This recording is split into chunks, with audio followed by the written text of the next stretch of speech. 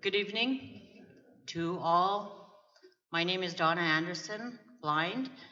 On the ballot, I'm Donna Lee Anderson. I have been in the community of the George Gordon First Nation for most of my life. There was a time frame where I left the community, but came back. My topic will basically be just based on my pamphlet and it's working together as a nation. I believe in accountability, transparency, equality, fairness, and being respectful to everyone of this nation and beyond. I come to you as a person to run for a political seat and hopefully to gain a political seat with experience of being in there for 6 years as a governing body for the nation. I have worked in previous jobs as well as with the 6 years. I have about 20 years of knowledge of working with the governments. Throughout the years, I've also gained around 8 years or 15 years of working with industry and business. And I am very strong in the areas of boards and committees. I have the knowledge, I gotta put my glasses on. I have the knowledge and expertise with the programs both on and off reserve, the resources that are on and off reserve that are available to our people. I have financial resource knowledge and expertise. I also come to you with the background of knowing proposal and grant writing. I have done a lot of that, so I would know where to access funds for the community. Throughout this past year and a half, I've really gained a lot of knowledge in the area of business, and it's in industry, and it's working, and the work that is involved with First Nations, and not only First Nations, but as well as with business itself.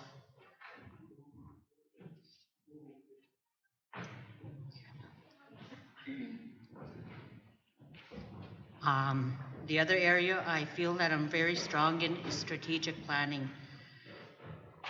So with those areas, I have 5 points that I'd like to address. And my number one area is communication. I feel that it's the key to the manifestation and growth and development of our nation. And I feel that that's a foundation that will move us forward together as a nation. Many of us believe in accountability and transparency.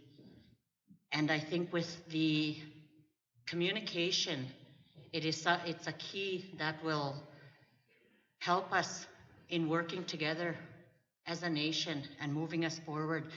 It will once again, being open and honest with each other, it will then again build that trust, and it will gain respect. We will get, already? Oh, okay. Finance. Okay, I'll jump into finance. It's our foundation to moving forward. And given the situation we're in and the discussion and the topic that's a big topic for us right now is our financial situation and the deficit we have. I know I was in council for the 6 years, and in 2013 we drafted up a 5-year financial debt recovery plan.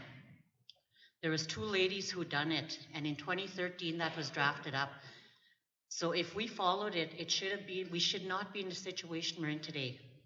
And I think if it is something that has lingered away, then we need to put it back at the table, and we need to address our situation and come up with a plan that is going to once again move us forward.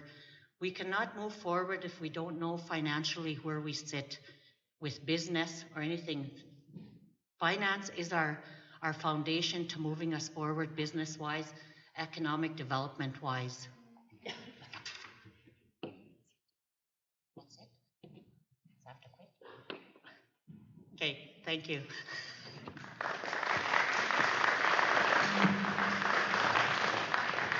Thank you, Don. As I said, 5 minutes for each counselor, and we're going to stick to those guidelines that have been laid out. I apologize, but these are not my rules. Next up, we have Howard Anderson. Is he here? Howard Anderson?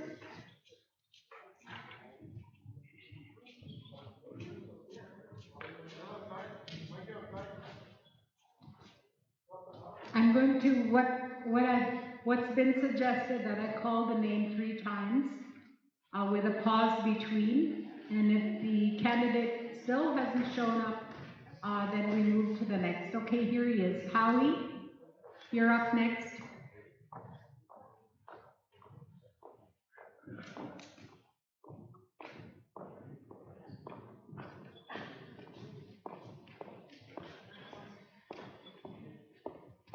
Howie, you have 5 minutes to address the forum.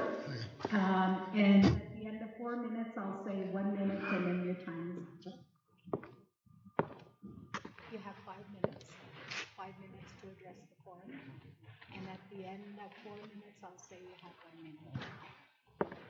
You can go that long. Okay. Go that long. Good evening, everybody. Thanks for coming out. First, I guess I'd like to say I wish everybody, good luck in your campaign. And I guess first of all, I'd like to bring up the seniors. The seniors, I really believe they need their own place, seniors complex. Not only that, they also need, that senior complex needs somewhere for them to come and be safe, especially when, was that last year, 2 years ago when the power went out? Yeah, that's a real concern of mine. I really think even not only the seniors, but every house, even this building, if we have to. The last I heard, it was, I guess it cost too much. But why not do it in phases? Do it in 4 phases and it'll cut down the cost. You don't have to do it as much all right off the hop. You got this building, you got the arena, and I really think it's going to be a really concern pretty soon because of the weather changing. Also, our children. Our children need something to do around here. There's nothing for them to do in the summertime. Winter, they only have the arena, but everybody does not skate, and we need something more for them to do. We need committees to come out and help. Right now, is there even a recreation committee? I don't think there is. One person cannot do it all by themselves. We need a bunch of people, and that's where you people come in. I know councillors, they cannot do it all by themselves. That's why we need you people to come out and help. Also, ECDEV, there's lots of people on our reserve who don't want to leave their reserve.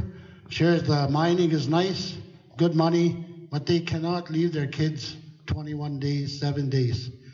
They need something here to work so they can go home on a daily basis. Lots of them have young kids, they can't leave.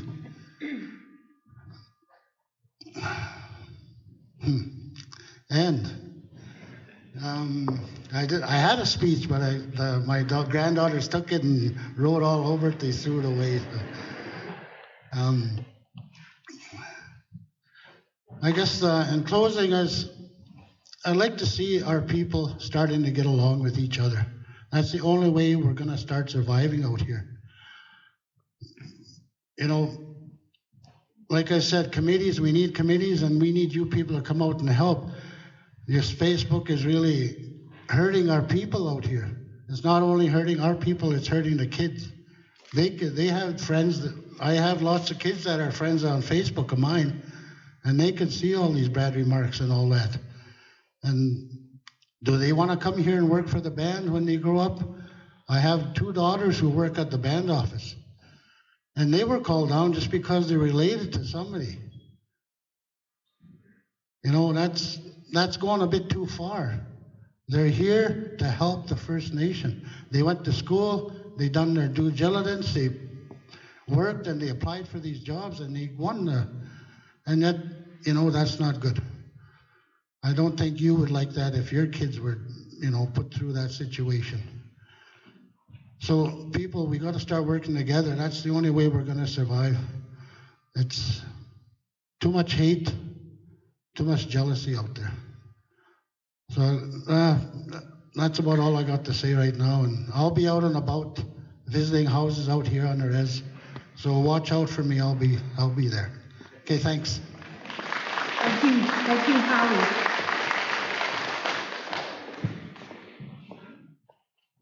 Next up, we have Irma Sood. Irma?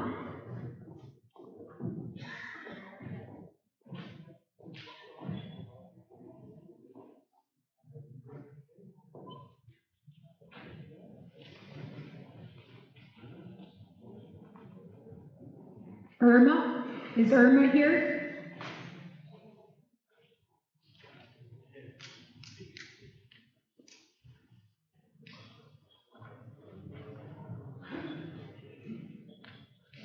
Final call for Irma Sood.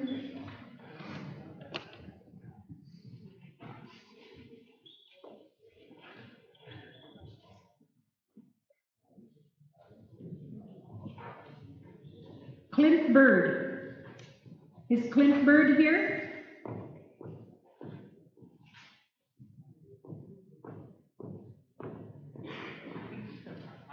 Clint Bird?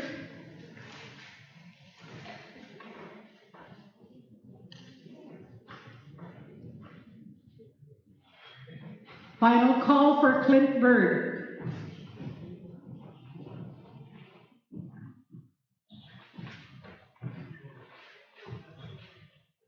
Dennis Bird.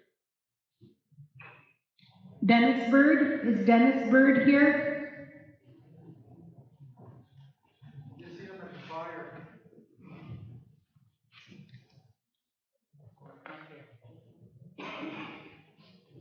Not here, they were at a house fire. Okay. Stan Bird. Stan Bird?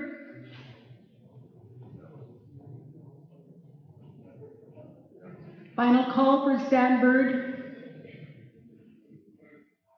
Alice Bitternose.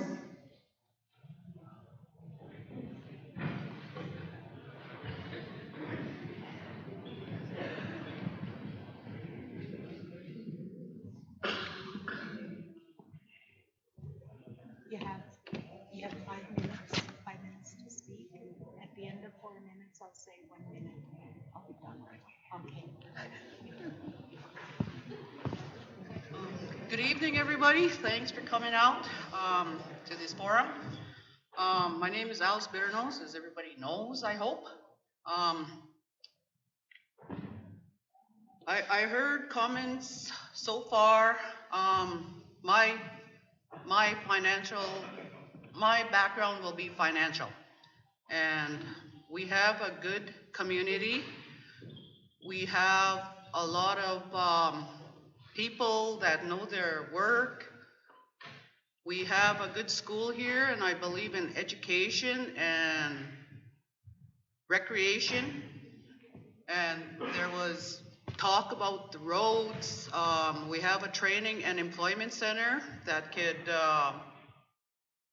set up training opportunities for the people on the reserve. What else? And there was talk about elders and the students, children, if they had more recreation stuff, community members to come out, help with the people on our reserve. We will have a lot of good athletes, and for the elders, if we had a recreation center or whatever for them to get together and give us ideas on what needs to be done, if we could focus on that get feedback from the community to set us up with whatever we need out here and take direction from the elders. I believe that's a good thing for our community. And if we work together, everyone will have a really good place to live. And communication is a strong point out here too. If we had more communication between everybody, chief and council, the members of our First Nation, it would be really good.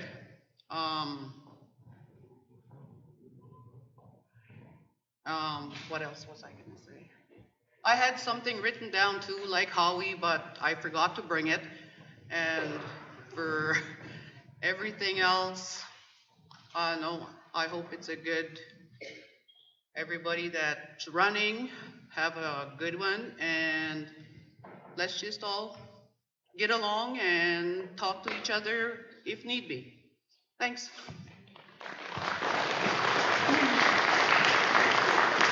Thank you, Alice. I will continue on. Is Arlen Bitternose here? Arlen.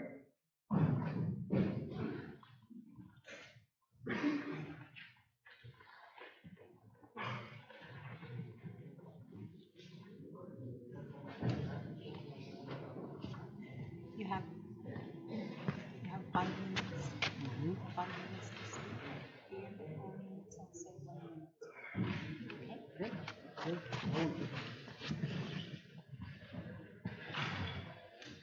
Well, good evening, everybody, community members. As you know, I'm running for council here. I just like to say, on behalf of myself, I would like to have the opportunity to be a councilor on Gordon's here. It's my goal actually is to see our education take off more. Our kids are, education is a very important thing now these days that are coming up in this. You need a grade 12 for everything, for jobs pretty much, and upgrading and things like that. But I would elders culture is another big thing and priority. Like culture is really important to our community. I figured that the only way we can get back to our culture is involve our elders. And our elders are not very much of them around to teach us the old ways anymore. And the ones we do have, we should use them in the positive way. As for myself, I am attending school and trying to get my education back here. It's like I said, it's a very big deal for me. And if I do get in, it's not gonna make me stop from getting my education. I see now people are like listening to people. Education is a really big deal. And I really hope to see our young people start getting more into education. All I really hope for is that I get support on this new journey of mine here. I trying, but well, kind of winging this here at the same time. But I would feel that my door's always going to be open, phone will always be on, things like that. I wouldn't turn anybody away that has problems, or always sit there and listen to the outcome of other people's. I'll be just doing the best that I can do to my ability. Thank you very much.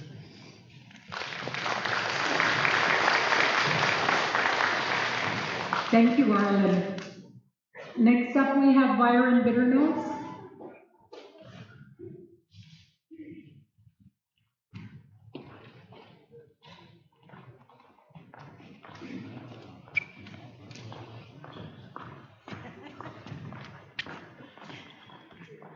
At the end of 4 minutes, I'll say 1 minute. Good evening, ladies and gentlemen, elders, fellow candidates, and family and friends. Past 2 years have been quite a challenge and learning experience. I want to take a few minutes to discuss the 5 portfolios assigned to me and the progress I've made. First, Police Management Board. I encourage the RCMP to have an officer regularly visit our schools to build positive relationships with our young people. I met with both the past and present sergeants discussing the issues we are experiencing. I worked with the Justice Organization at the Tribal Council and recently organized a Justice Committee on the Reserve. My intention of the Justice Committee is to proactively deal with social issues we are facing on our reserve. The post-secondary education portfolio is very dear to my heart because I worked in education for many years. With the large number of applicants and the limited funding, we were not able to fund everyone. That is difficult for me because I truly believe education is a key to success.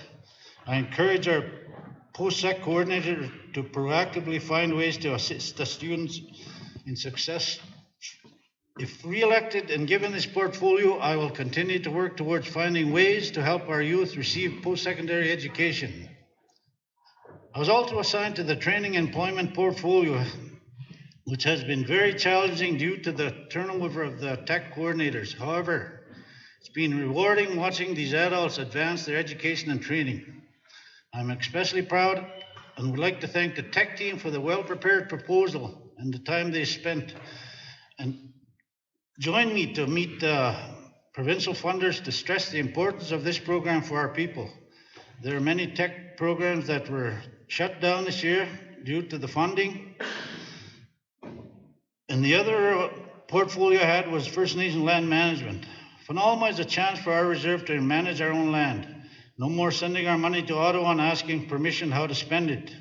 The committee and I have worked for 2 years on the land code. The committee suggested that only the TLE land purchase will be entered into the land code. It will give us opportunities to collect money for the use of the land and not to have to send it to Ottawa. If I'm given this portfolio, I will continue to work on the land code as it will provide opportunities for us to create business partnerships, but also to become financially sufficient. Finally, the housing portfolio. Wow, this was challenging. I believe the housing problems will never change until it is addressed by our community. During my term, the Housing Authority was created, so decisions with respect to housing were made by members of the community based on factual information. I believe on-reserve housing is not about quantity of houses, it's about the quality of our houses. In regards to off-reserve housing, Eddie Bitternose and I recently met with a financial institution inquiring about ways to assist our members to purchase their own homes, how to obtain a mortgage, down payment plans, assisting those that feel their credit is not up to par. If re-elected and given this portfolio, I will continue to work on the housing challenges we face as a community. In closing, I want to thank everyone that voted me in the last election. This was a great learning opportunity, and I believe I worked hard on each of the portfolios that were assigned to me. The changes we make are not just for this generation, but also for future generations. I've only been a councillor for 2 years, and I feel I have moved things forward, although not as fast as I would have liked. Research shows that change takes 3 to 5 years. I am asking for your support in this election, and let me continue to work for you and your family. Thank you.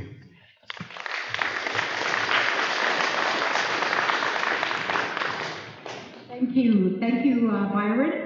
Next up, we have Edward Daniel Bitternose.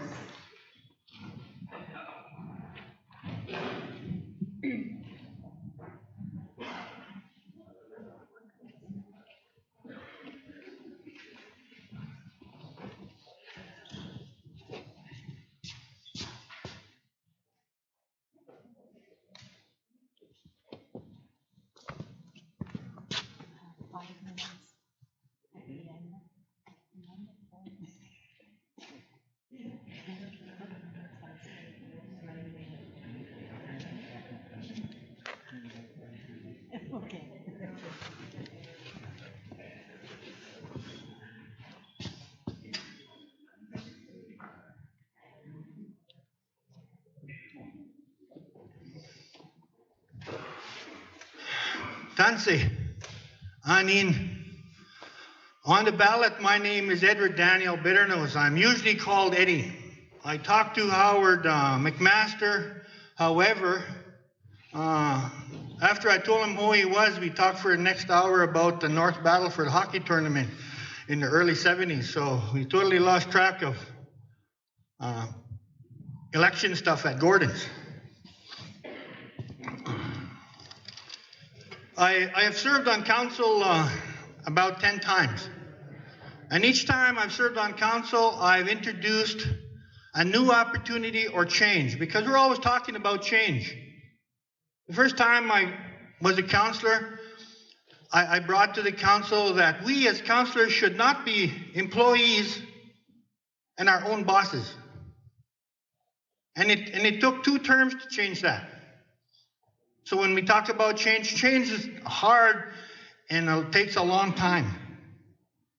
I also brought to the council the Code of Ethics and the Code of Conduct. And at the time I was serving on, I think it was the Govan School Unit. So if you look at the boards, the school boards, Code of Conduct and Code of Ethics, they're very similar to Gordon's, where it talks about ratepayers in the school division, Code of Conduct and Code of Ethics. I talked about treaty, and I talked about our First Nation members. Because they're there to serve their people, them also. And I've also brought to the council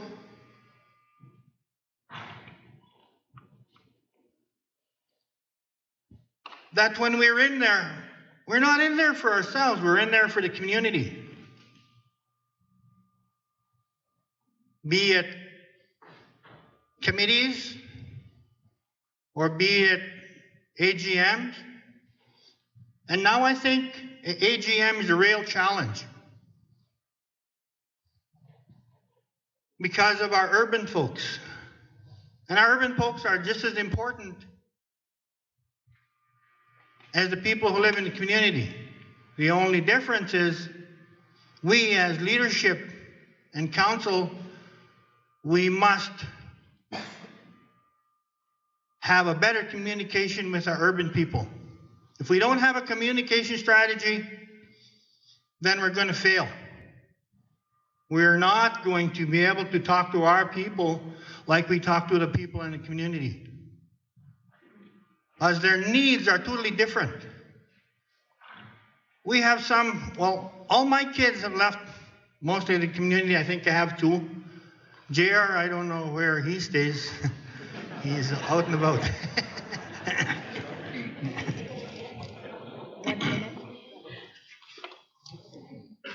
So as I was saying about change, if you want change, I will be there for that change. I will go out and visit the people. I'll be visiting, as Howie said, maybe we'll run into each other. However, I will go to houses, but mostly, if I'm elected, I will go and see you after I'm there. Because that's when we can make the change together. However, I need your help. You can't make change alone. To stand up here and talk in this island of fear is a great challenge. So I commend the councillor, and the candidates who come up here and say, hey, this is what I'd like to do for my community. So I ask you to give me that opportunity once again to serve the people of Gordon's. I've never ever quit on the people of Gordon's. I've lost elections, and I've continued in committees, because it's about Gordon's. It's not about chief and council. So thank you very much for listening to me. And I will be around, and I'm very easy to talk to. And when they asked me if I was coming, I said, when I got an opportunity to talk to people, I'm going to be there. And she's going to have a hard time to kick me off here. So thank you again for listening to me. I wish everybody good luck, but not more luck than me. However, thank you for listening to me. Thank you very much.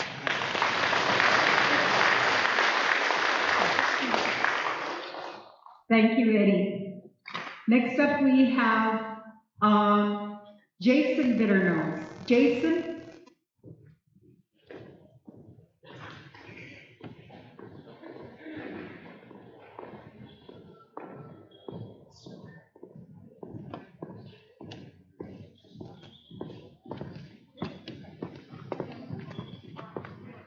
You have 5 minutes, and at the end of 4 minutes, I'll say you have 10 minutes. Okay. And you keep an eye on me. Good evening, everybody. Everybody here in attendance, seniors, elders, live stream. Politics is a very complicated thing in my mind, but it takes great courage for people to do what they do. For me personally, I'm going to continue fighting and working with the youth. I've been doing it now for so many years, as everybody knows. The elders, if it wasn't for our elders, we wouldn't be here. So we need to listen to their opinions, their views. Well, not very much for speaking to people, but trying my best. For me, I want to see Gordon's grow. Economically, we need to be buying or moving forward with education and prosperity. I know, I want to work with the other councilors and the chief to get in. If I get in, I'm going to work with the off reserve and on reserve, because I know the struggles of living off the reserve. 96, I moved away, went to work, and if it wasn't for my own family, I would never made it.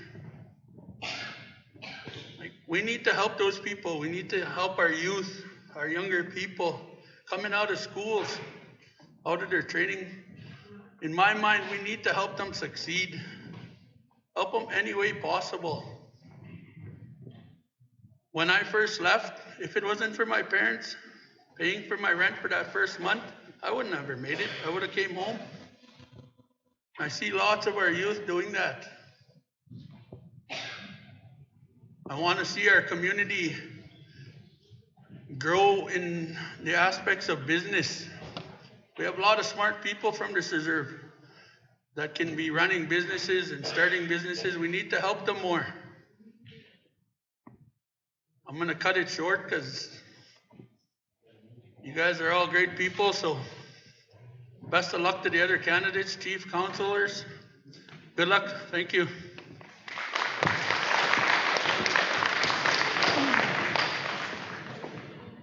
Thank you, Jason. Next up, we have Nathan. Nathan Bitternose. Oh, here he is. I thought I saw you sitting over here. So I'm going to take a bit off of each of these and I'll make a really good. Okay. You have 5 minutes for your speech, and at the end of 4 minutes, I'll say 1 minute.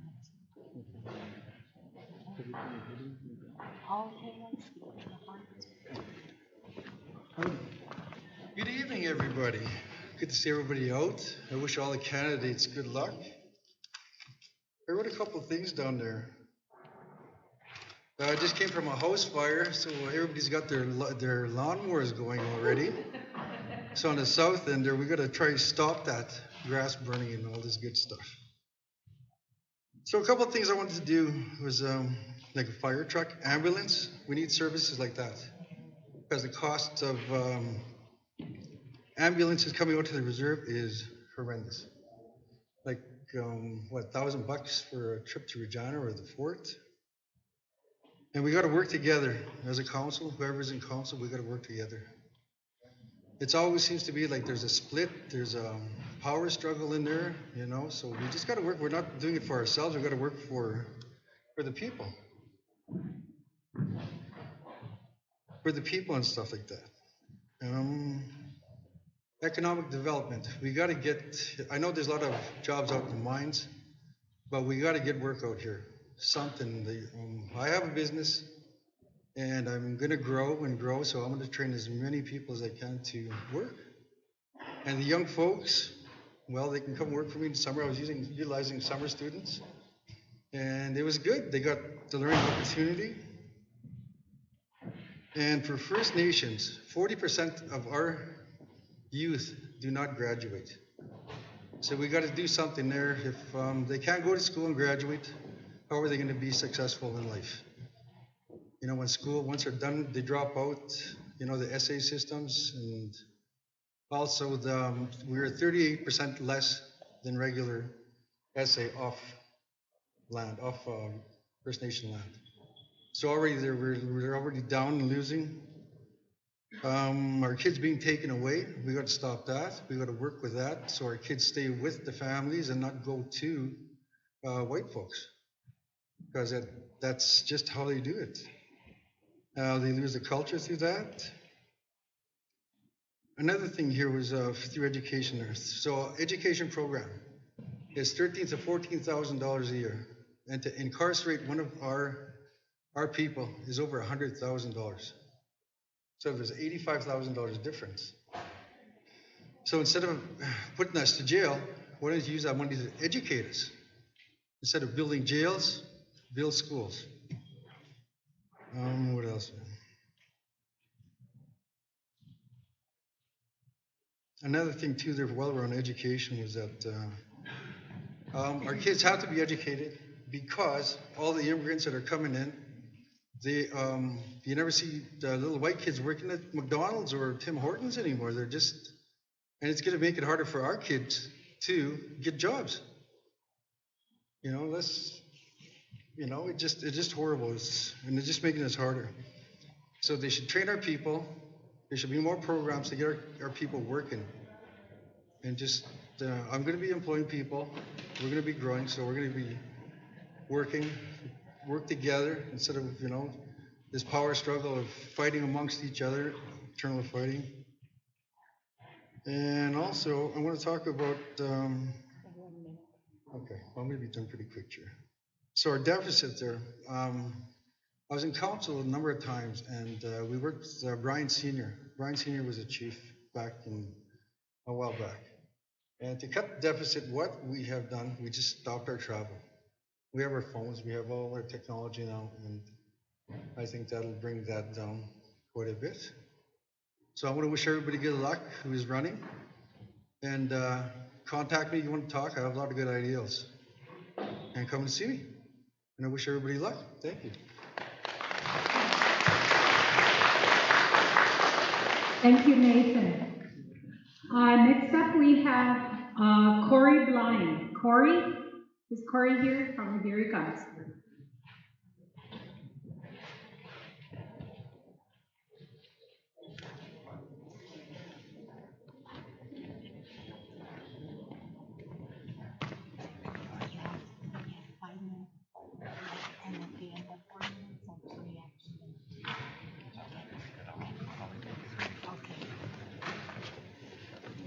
Good evening, everybody. It's good to see everybody who come out tonight. I'd like to thank Barb for hosting this event, the guys for live streaming it. Also like to thank all the candidates who come out to speak tonight. And you know, it's a pretty good show that everybody comes out and does their own little spiel on what they're going to do. And I've been a leader for the past 4 years, been a council member for the past 4 years, and a lot of positive changes have been done through the times. You know, a lot of times around this time, it's mostly focused on negativity, other stuff like that, but there has been some significant changes within our community and stuff like, for instance, like I was on Public Works portfolio this past 2 years. We've submitted some applications into INAC to get additional funding, and some of it has been passed. You know, we started an assessment on the school here just recently, hopefully that we can get it done and completed. And some other ones were the roads for capital projects, and then also for fire. I don't know if it's a little bit too late for that one, though. I see the house burnt down this evening on the south end of the reserve, but you know, we're working on it and trying to get some of this stuff completed. And you know, we've acquired land that will reach shortfall. That's a good positive thing. You know, we've acquired some land in northern up north there, north of PA. which is about 9,600 acres, which puts us right above shortfall. So that's a positive. And, that's something that we're going to have to really look at in the future, is buying more lands that we can turn to reserve status. And then, I'd just like to thank everybody once again. It's a good turnout, and, it's good to see that everybody is partaking. I see a lot of the candidates' faces out here tonight, and, a lot of the questions have been asked out there when I go out campaigning and on the phone is the deficit. A lot of people are talking about the deficit and where we actually sit, and whether it hurts my campaign or not. I'm put here as a leader to speak and to be honest with our people. And I'll just share a little bit of information, that a letter that was sent to us back in December. I can't read the whole thing, I won't have time, but I'll read the second page of it. And it's to George Gordon First Nation, dated December 15th, 2015.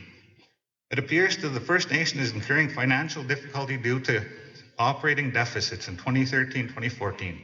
The First Nation was provided with professional and institutional development funding to develop a management action plan / operation plan as a preventive measure to avoid default management.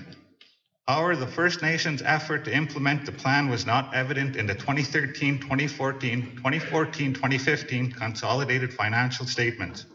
Therefore, if there is no improvement in the First Nations' financial position in the 2015-2016 year, default management may be considered. And then there's other stuff written down in here, but I don't have, like I said, I don't have the time to review it with everybody. But I think the people in George Gordon First Nation need to know the truth at where we sit financially and how we're going to address it. And some of the things that I've told people that we'd address is, we got to cut spending. Spending has got to stop, at least for, good 6 months, 9 months till we find out where we actually sit. Another thing is maintenance fees, for the CMHC units. I know there's a lot of people that live in CMHC units in this room, and I might be getting them a little bit mad, but, those fees got to be collected. That's one of the biggest things is housing. And, like Byron said, they've established a authority, and that's one of their mandates in there is to collect the management fees. And then another one was that I always say is, it's good advice that I was given from Eddie a few years back when I went to sit at his house, just because we're underfunded doesn't give us the excuse to overspend. That's one of the biggest things, I think, is why we're at where we are today, is because we overspent. And, that's some of the things that I've put out there, and I said, I'll address those if I'm reelected. I know it's part of it, but, at the same time, like I said, it feels like it's my duty to bring it forward and discuss it and let everybody know about it. I'm glad it's live streamed, so there's people in Regina that will actually know where we sit financially. And I'm just about running out of time here. Unless we get to be a good politician, I'm using up 5 minutes. I usually don't speak that long, but So with that, I'd just like to wish all the candidates the best of luck in this upcoming election. I know it's going to be a hard one. And people, when you select your candidates this time around, it's a 4-year term. You got to make sure you get the right people there for the job. People that are going to do the job properly, do the job the way leadership is supposed to do it. And I hope that I'm one of those people when you guys go to the polls. Thank you. Miigwech.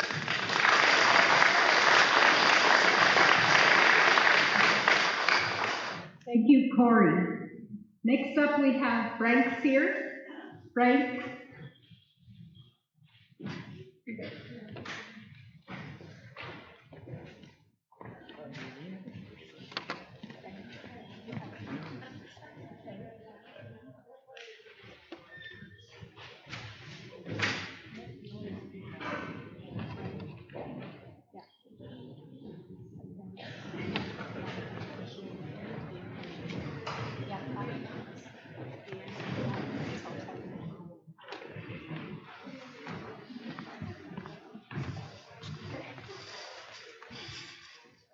Step up a little closer.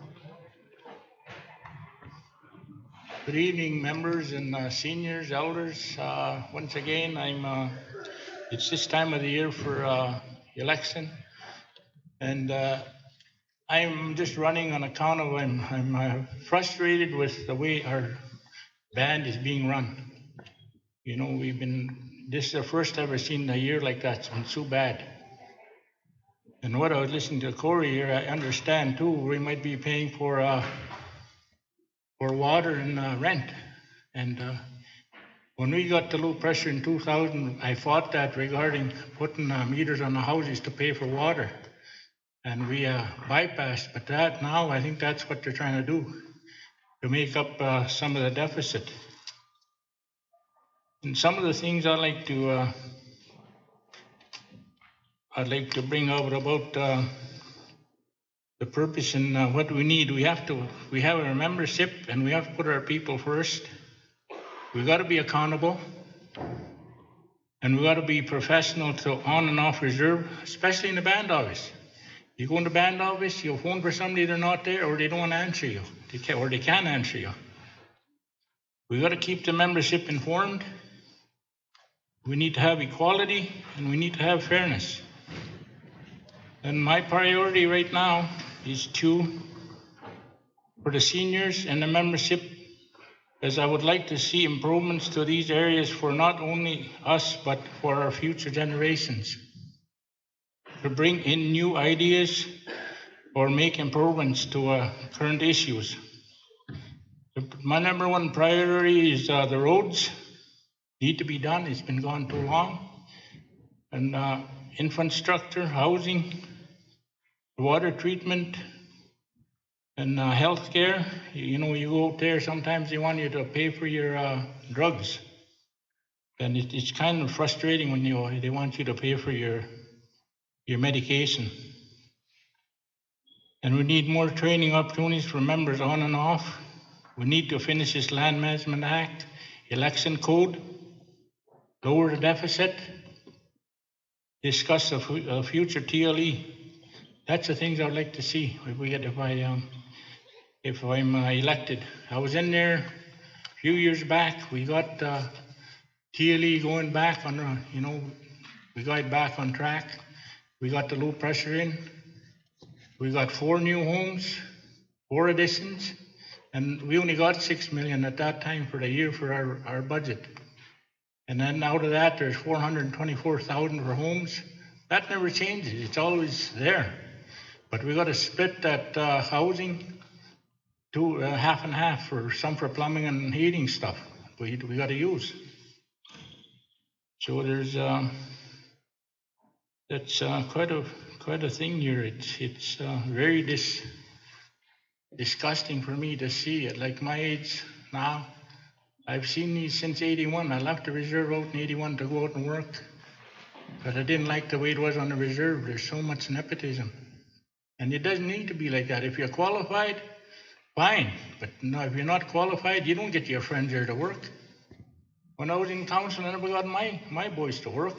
Now look where they are today. They stand out and they're working. And that's what we need.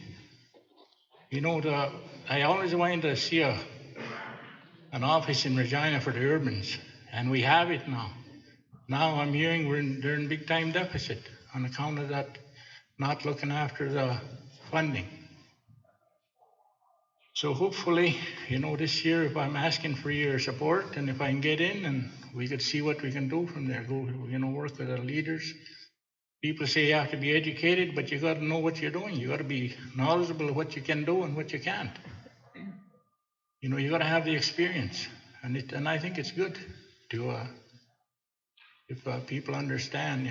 Let's stop this favoritism and nepotism. What we can get, because that's why we're going down in debt. And then stay home and have our meetings, like what Corey said.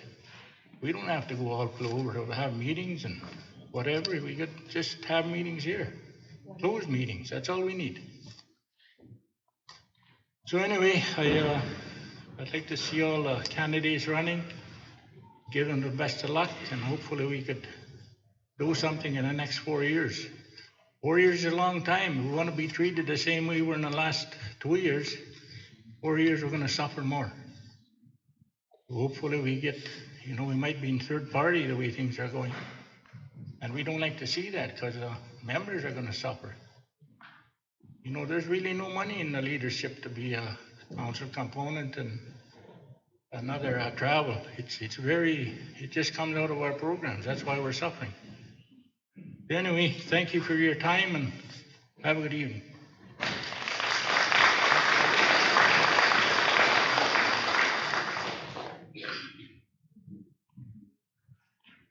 Thank you, Frank. Next up, we have Randy Sear. Randy, is Randy here?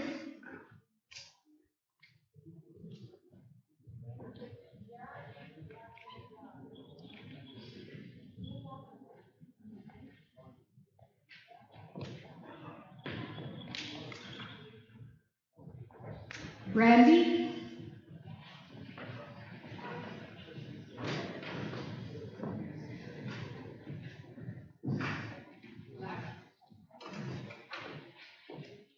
Last call for Randy Sear.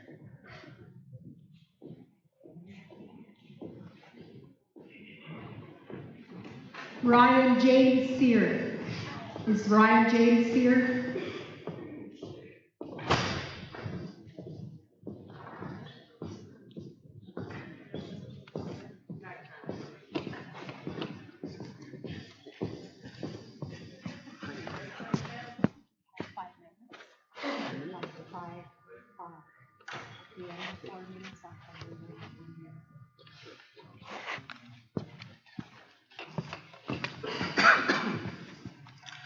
Well, good evening, and I just wanted to say that I'm glad to be here and see all the faces and put some candidates, to meet some of the other candidates, and just wanted to talk a little bit about myself here, just because to a lot of you, your faces are new to me, so I'm assuming my face is new to you as well. What I'd like to start is just a little bit of my family history, a little bit with that type of stuff. So my mother was Lynn, formerly Linda Sear. She was born to Louise Sear, and my father was George Jimmy from Thunderchild First Nations up in the northwest part of the province there. I got some stuff written down here, I'll just go through it with you. But yeah, I was born to a good-sized family. There were 7 of us there, so I was the fifth one born to the family. This was my first speech in probably 18 years. So. But anyways, well, I went through, Mom and we lived at the reserve here with Grandma for probably the first few years of my life. I stayed with her on and off, and I stayed with Mom and Dad up in the north part of the province. Mom eventually settled in Regina, and that's where I finished my schooling, graduated grade 12 in the late 90s. Went on to do a little bit of university, working towards my business admin. At the same time, I was working in the construction field doing roofing. Got started with that through my uncle Richard. He had a company back then, I believe, and he used to hire the young guys up and kind of got us working, gave us a taste of making money, I guess, at a young age. We were 16, 17. There's quite a bit of us there, so that's where that started. And once I got into the construction field, I more or less liked it. I stayed in it. You know, I've been in that industry for close to 18 years now. So 20 years, somewhere in that range. But, so going here, so basically I started working in that field for about 10 years before I decided to start my own business. In 2007, I figured to take the step and get something going for myself. I got tired of working for other people and just figured, why not? You know, like there's nothing keeping me back. So that's what I decided to do, was start my own business. You know, every summer I usually employ up to anywhere from 6. Right now we're at about 5 guys kind of working, just starting out. And we basically, as the summer goes along, we kind of build up to where we get up to 12 people working, and then they come and they go. Like some guys will come work a month or 2, then they go on to other things. So I kind of have an open door policy with the guys that I hire. Like I don't really fire them. They just kind of, as long as they talk with me, tell me what their plans are, then I allow them to do whatever they want to do, kind of thing. So,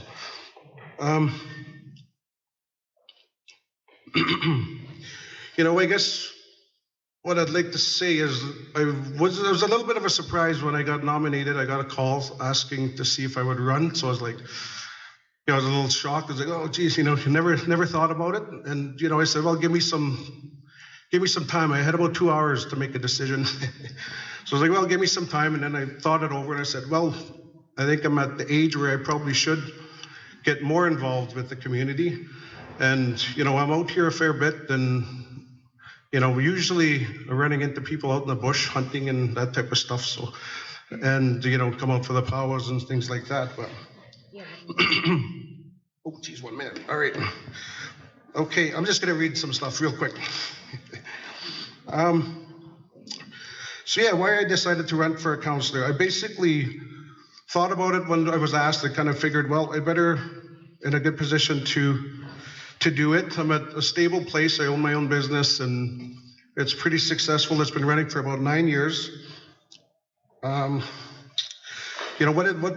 What it gave me running my own business is it gives me leadership skills, financial skills, dealing with the government and all of that kind of stuff. So all of that all plays along, playing into the guys' CPP and all of that type of stuff. So I'm going to skip some stuff here, but what's important to me is family, friends, good relationships with people. I find that, if you're willing to communicate with people and be friendly with people, a lot of the times that's a lot. That's enough for them.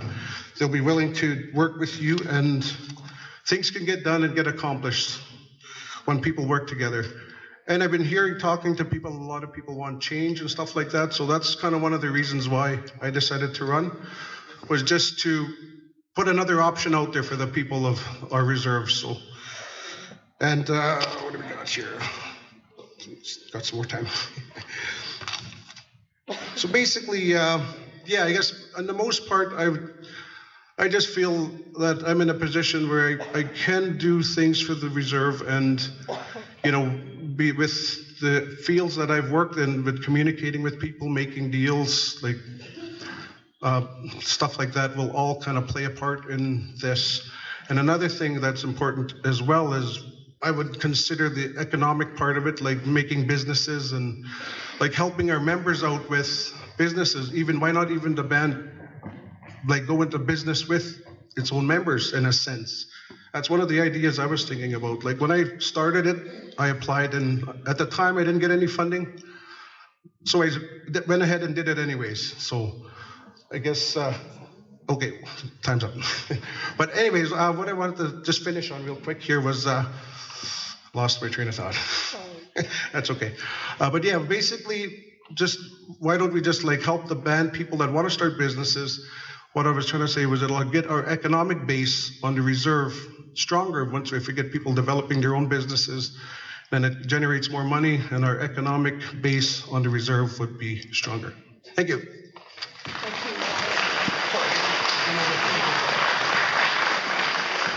Thank you, Ryan. Next up, we have Delvina Sear. You have 5 minutes. What do you have? 4 minutes, I can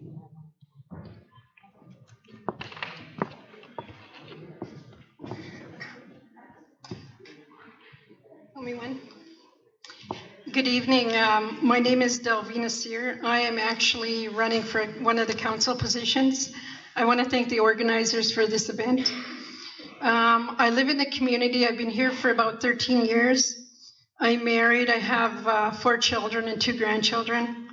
My parents were the late Henry Sear and Jessie Burns, and my paternal grandparents were Peter Sear and Jane Bird.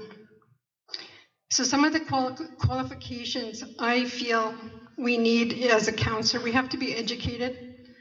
For me, I have grade 12 and I have some post-secondary training in business admin. For my working experience, I've worked 28 years already. 17 have been off reserve and 11 has been at tribal council level.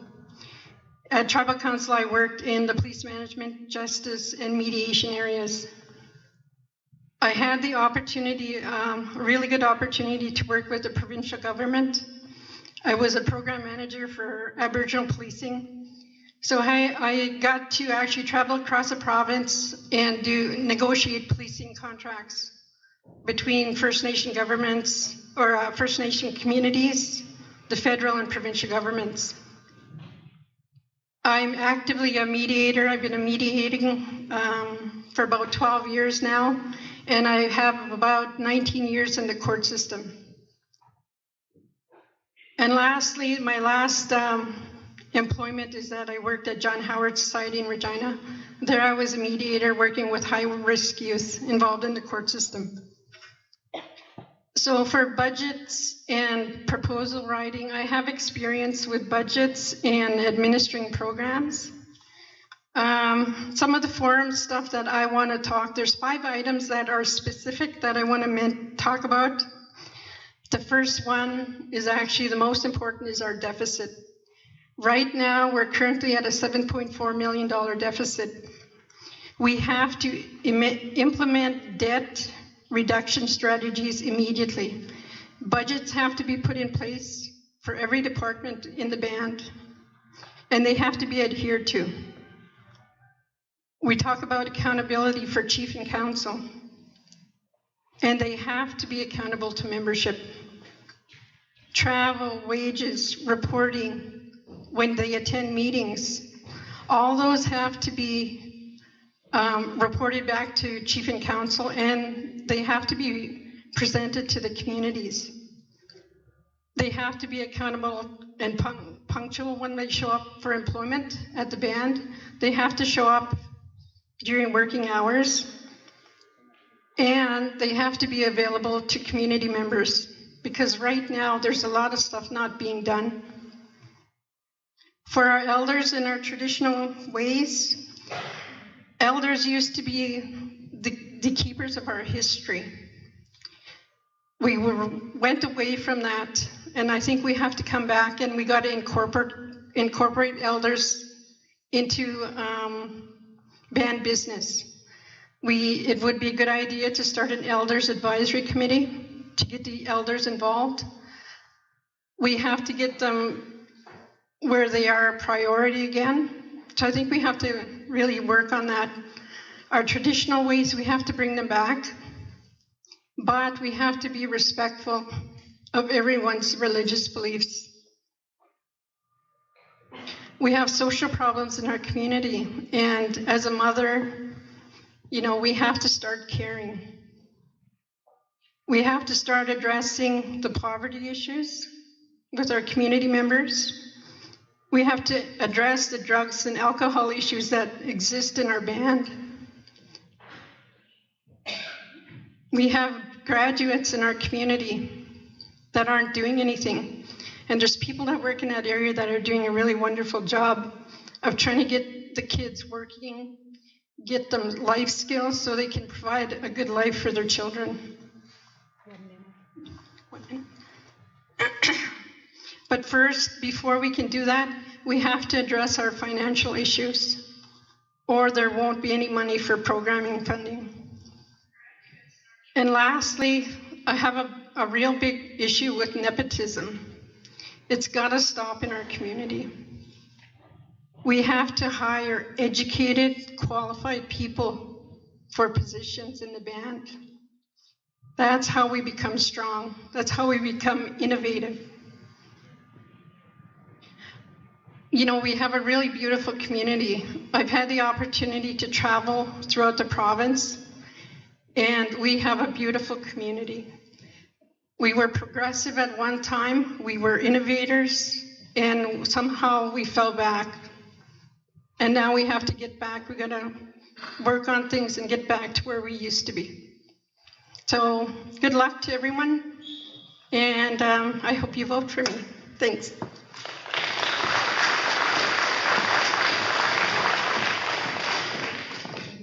Thank you, Delvina. We're going to go to Dennis Hunter. Is Dennis here?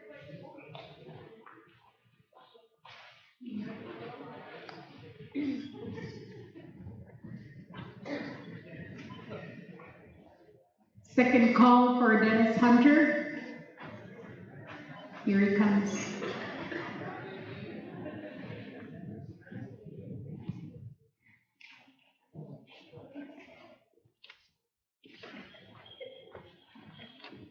You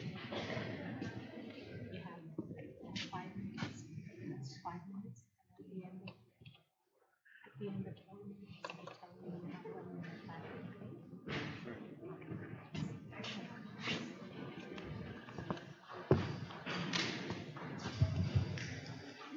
Good evening to everyone. My name is Dennis Hunter. I've been a councillor here for many years. I honestly believe that we can't come up in here and say, I'm going to do this, I'm going to do that. I think what we have to do is be team players and make sure that we have our staff behind us and our membership. And you people as membership have to agree when things are brought forward. I don't think anybody here in this building will always agree, but you pick your chief and council, and I think you got to stand beside them. A few things I would like to mention, I'd like to see some action on, and maybe a change with our chief and council and our staff and membership. One of the things I like to see is a different approach to our finances. For far too long, it has been left status quo, and I think we're out there now that we can bring in INAC and negotiate a better deal the way the funding is coming into our nation. I think if we can negotiate 70-30 split and kind of a block system where the money comes in on an annual base, then we in turn put that money into an interest-bearing account. And if we have other programs that need funding, we can help in those areas. And I think team playing is going to be number one. If I'm successful to get in, I am going to push that as hard as I can. In the past, I think a lot of us were kind of divided around the table. And I think our leadership has to be united to make things happen on this reserve. Housing, a big thing on the reserve. We just lost a house today. And I think in the past, chief and council, it was always with chief and council. Now we have a housing authority, and I think we got to support those people to make things happen, make the right decisions. Along with chief and council, when things come to the table, our committees should not be turned down, they should be heard and recognized. And I think that way it'll work. Maybe more reporting to membership, I think has to happen. That way we're all on the same page. No more backbiting, no more saying things about people. I think we got to become one here. This is a big reserve, got a lot of issues, a lot of programs, and it's a lot of work. I'm not going to take up too much of your time. Lyndon Ocho told me outside, he said, let me 2 minutes of your time. And Jeff Ocho, and I said, don't talk too long. I said, I thank you very much, and I want to thank my nominator and seconder, Tyson Pratt and Jared Lone Thunder, and I wish the candidates all the best of luck. And I'm here to work with as a team member. Thank you.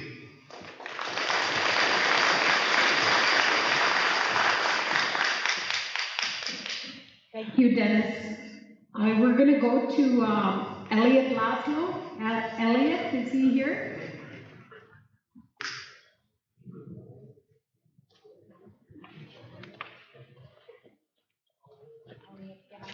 I get 10 minutes? No, you can't have anybody else's time. Good evening, ladies and gentlemen, mushums, cookums, aunts, uncles, brothers, sisters, all of you. I'm Elliot Laszlo. I'm running for council on Gordon's, and wow, it is nervous up here. But I believe that change is possible. or for chief and council. And need the members to do it. I've never been in for council on the reserve, but I put my name in before and I didn't make it. Now I did it again. So here I am.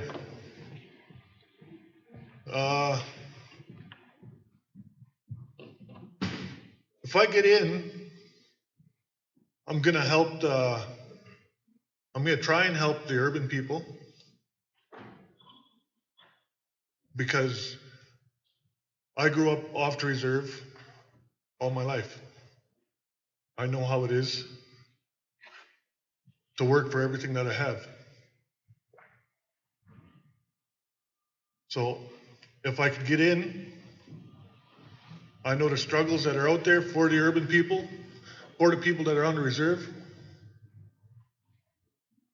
And all I can say is, I'll try.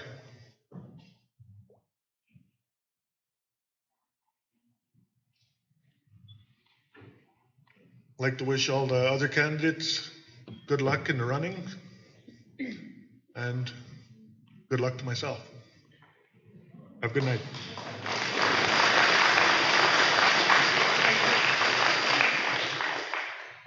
Thank you, Elliot. Next up is Lisa Longman. Following Lisa's speech, we will have a short 10-minute break. Everybody can get up and stretch and go have a smoke if that's what you do. Visit. And then we'll reconvene for the last half of the speakers.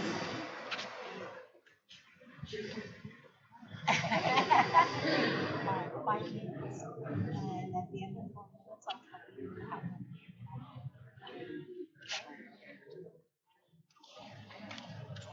Stick to the issue.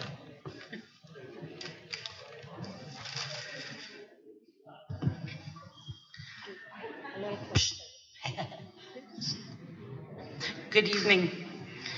I would like to start off by welcoming everybody and giving thanks to the Creator for this day. I'm just nervous. I would also like to thank my friends, my family, the seniors, the elders, and the community members for this opportunity to stand before you as a councillor candidate, an advocate, a voice. Over the past few months, I've been thinking long and hard about running. Not away or anything, or not like Forrest Gump or anything, but running with the inspiration of a change.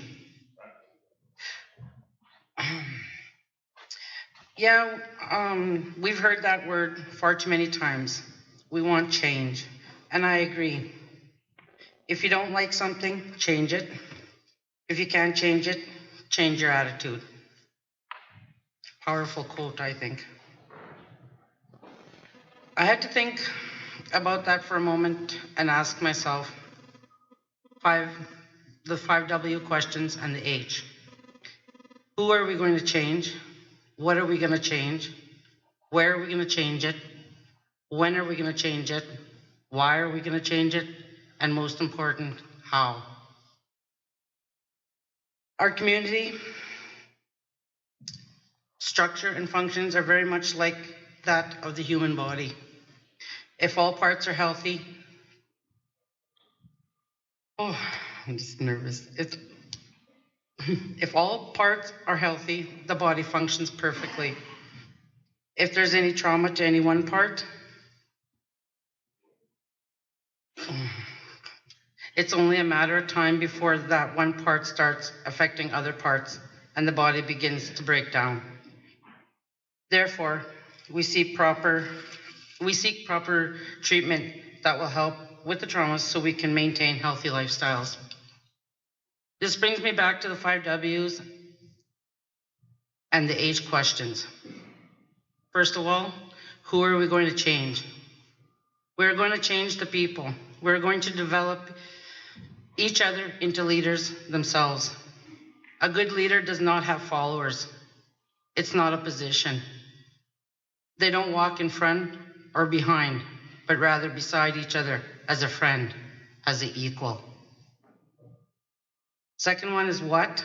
What are we going to change? We're going to change our attitude that shapes our behavior. We're going to change how we treat each other the way we want to be treated. Respect one another, care for one another. Third is where. Where are we going to change? We're going to change it at the community level. We're going to involve others and get involved. We're going to develop programming, activities, and team build to rid of the negative environment that halos our community. Fourth is when. When are we going to change? We're going to start that change right now. Why? Why are we going to change? We're going to change because we're tired of having no answers to the many questions that supports our negative environment. We're going to change because we're tired of bullying one another for the purpose of power or self-gain. We're going to change because we're tired of seeing our children learning our behaviors. And most important is the how. How are we going to change it? We're going to change it by electing leadership that are willing to lay out the stepping stones that create a path for all to enjoy their walk, loud and proud, such as myself. I feel with my education and experiences, I can be a huge asset to the community of George Gordon First Nation. I thank you all for your time, your presence, and humbly ask for your support in the upcoming elections. Good luck to all candidates and have a good evening.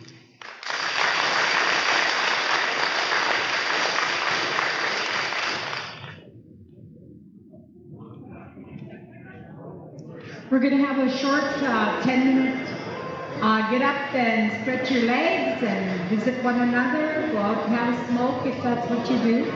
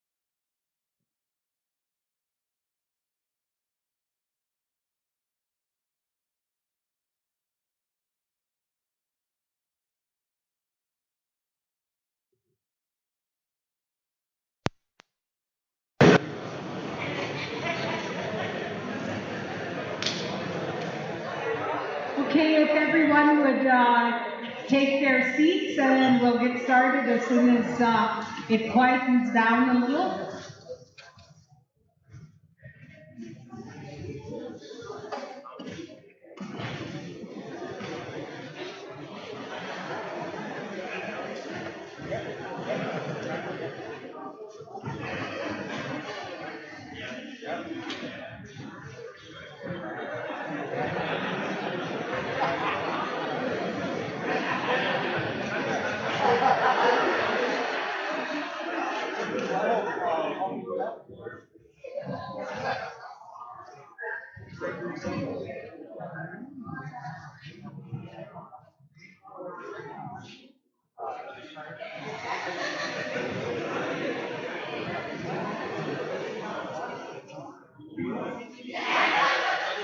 Okay, our next candidate up is Angela McNabb.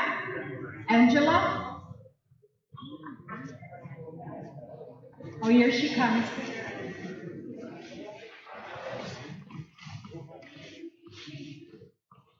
I know you're all set.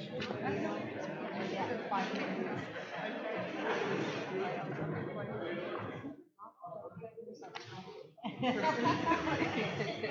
At the end of four, I'll tell you you have 1 minute. Okay, okay.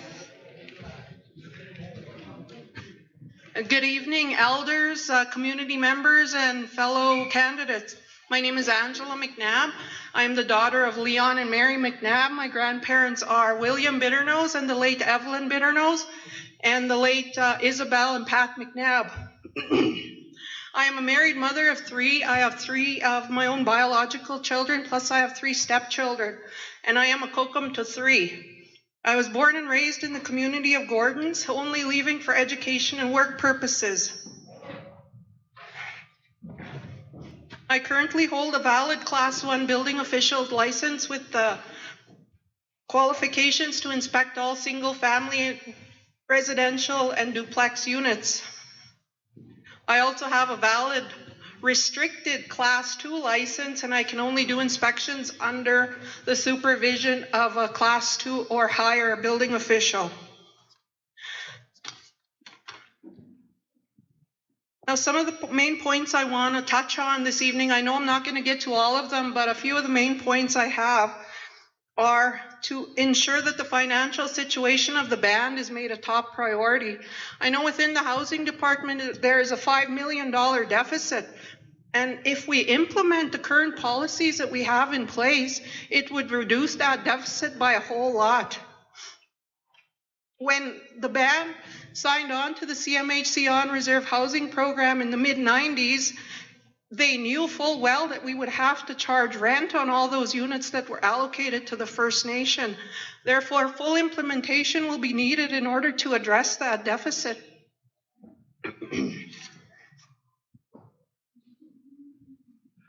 Another issue I'd like to see is updating all policies that are currently in effect within the community. Our personnel policy is one of the most not used policy within the community, and I hate to say it, but as a band employee at one time, I know if we paid our staff for the actual hours that they worked, we would save a lot, and that would reduce our debt in a big way. Also, treaty rights of the band members. 2 years ago, my son broke his ankle, and we could not get anything covered through Indian Affairs because we needed prior approval from INAC. Now, how do you get prior approval for an accident? So it's up to the leadership to be the ones to fight for our treaty rights and to ensure that our band memberships have that for the future generations. Also with education, my daughter is taking a part-time program in town, and her education fees are being paid by my parents. So that's another issue that we need to address, is the amount of education post-secondary funding we receive. Not all our members can take advantage of that. We need to change that. With the new federal government in place, they are willing to work with First Nations people, so we should take full advantage of that. As leaders of the community, we got to put our membership first and foremost in any business dealings that we do. We need to have full disclosure for everything pertaining to band issues. I'd like to thank Corey for his information submitted to us. Without that information, a lot of us don't know what's going on, and we need to be accountable to our membership. Because without them, we would not be doing this process. I say I'd like to see more elder involvement. A few years back, we always went to the elders when we needed wisdom and guidance. Now I don't see that happening within the community. Our young leadership are taking the bull by the horns and going ahead without consultation with anybody, and I'd like to see that changed. And as a leader, I will be accountable, I will be honest, and I will put the membership first and foremost in anything that I do. And without the membership, then there's no need for this process. And I feel that we should be accountable to them and answer any questions that they may have. And with that being said, on March 31st, I would like your support. This is a little bit nerve-wracking, but if you want to sit down with me sometime during the next couple weeks, I am available at your convenience. My number is listed in my pamphlet, and I'd like to thank you for your time.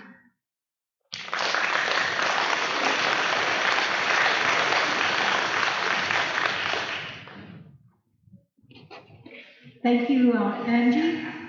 Next up, we have Joseph McNabb, Joseph Elwood McNabb.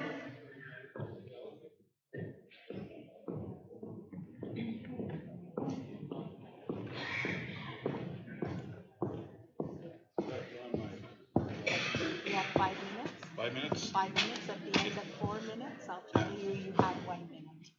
Okay.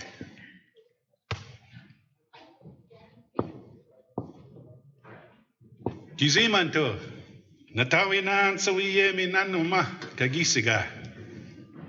All I'm saying is bless you all. My name is Joe McNabb. I ask for your support on March 31st, 2016 to elect me as your representative and counselor for the George Gordon First Nation. I recently came home to live on Gordon's within the past year. I live at my uncle's house in the South End. I'm very happy that the Housing Authority authorized me to stay there. I worked for the FSI and Social Development in 1985 and 1986 as an ADAP worker for a program called Chemical Abuse in Saskatchewan Education.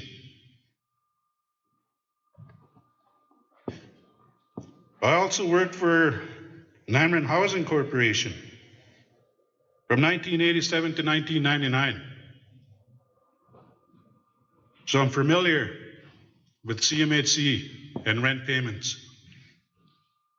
In 2000, I worked for Four Directions for 10 years with high-risk kids. In 2011, I went to Leading Thunderbird Lodge, and I worked there for children with addictions from across Canada. I applied for my CAC, Certified Addictions Counselor 2, through the Canadian Council of Professional Certification, and I achieved that.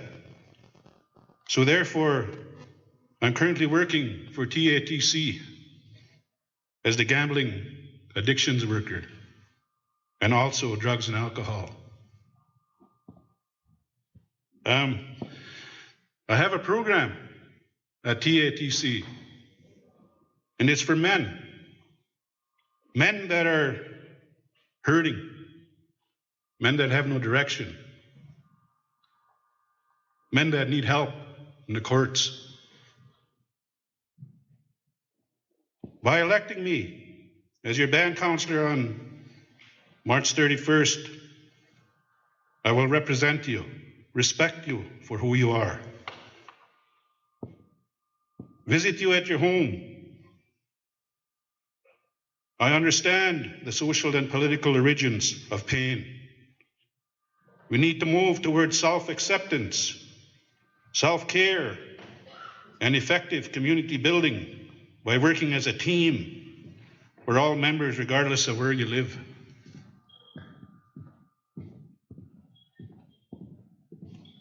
We need communication with our membership.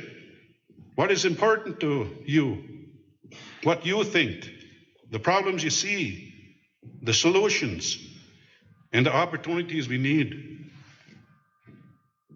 We need involvement to draw a map of the problems, the people involved, the organizations and institutions. Work out exactly what the mechanisms are for the decisions you want to change.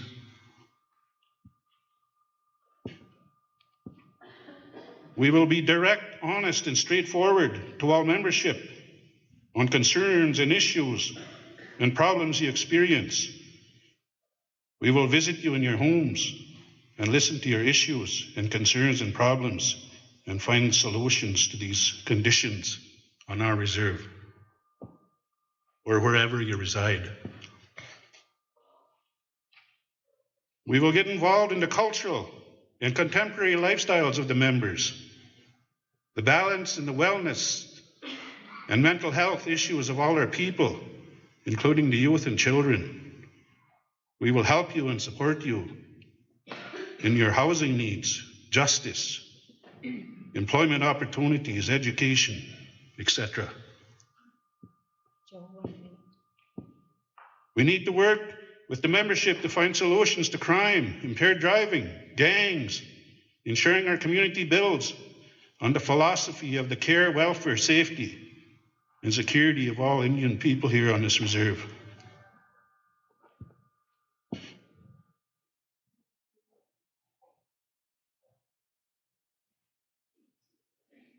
We have to work with our graveyards, our people, our grandfathers, our brothers and sisters. Our graveyards are this disgrace. We have to think about our dead people.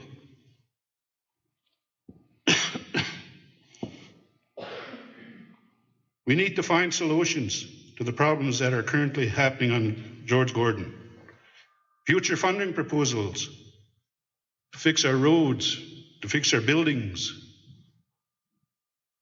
repairing and finding funding dollars for housing conditions. And I believe sharing financial information with all membership is a priority for our band, so everybody knows where we are coming from. So everybody will be happy.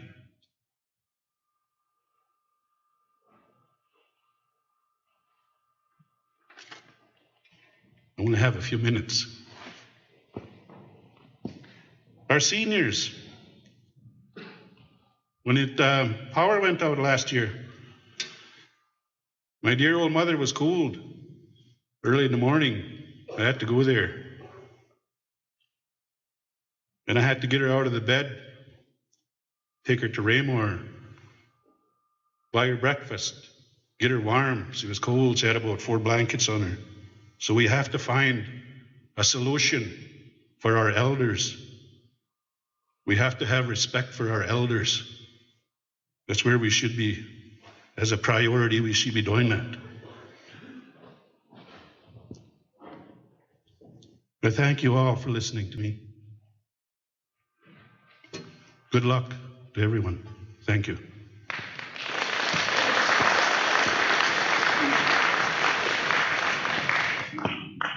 Thank you, Joe. Next up, we have Lance McNabb. Lance?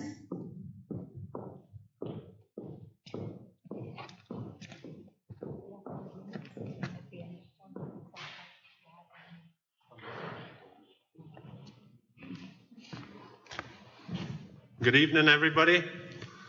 I'm Lance McNabb. For the ones watching may not know, I'm not going to take up too much of your time here tonight.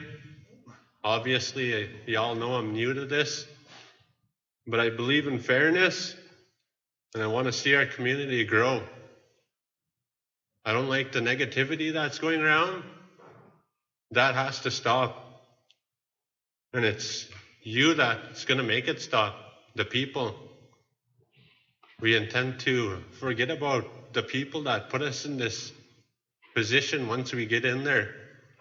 But I'd like to see the community more involved in the decision making that the chief and council have, for the community to base their concerns and listen to them and help the community members, help their community members choices they want to put forward in our community. I'm not going to get into too much topic about the financial part that we're in. Like I said, I'm new to this. I'm a quick learner, and I do believe if elected, I'll do the best I can for my community. With that, good luck to all candidates, and big shout out to the previous chief and council right now.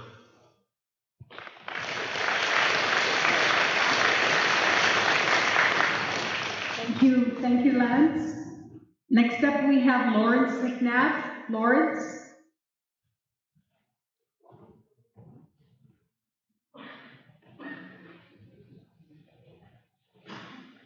Second call for Lawrence McNabb.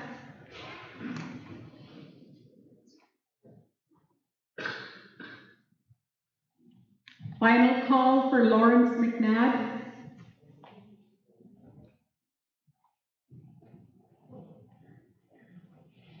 We'll continue on to Terry Lynn McNabb. Terry Lynn.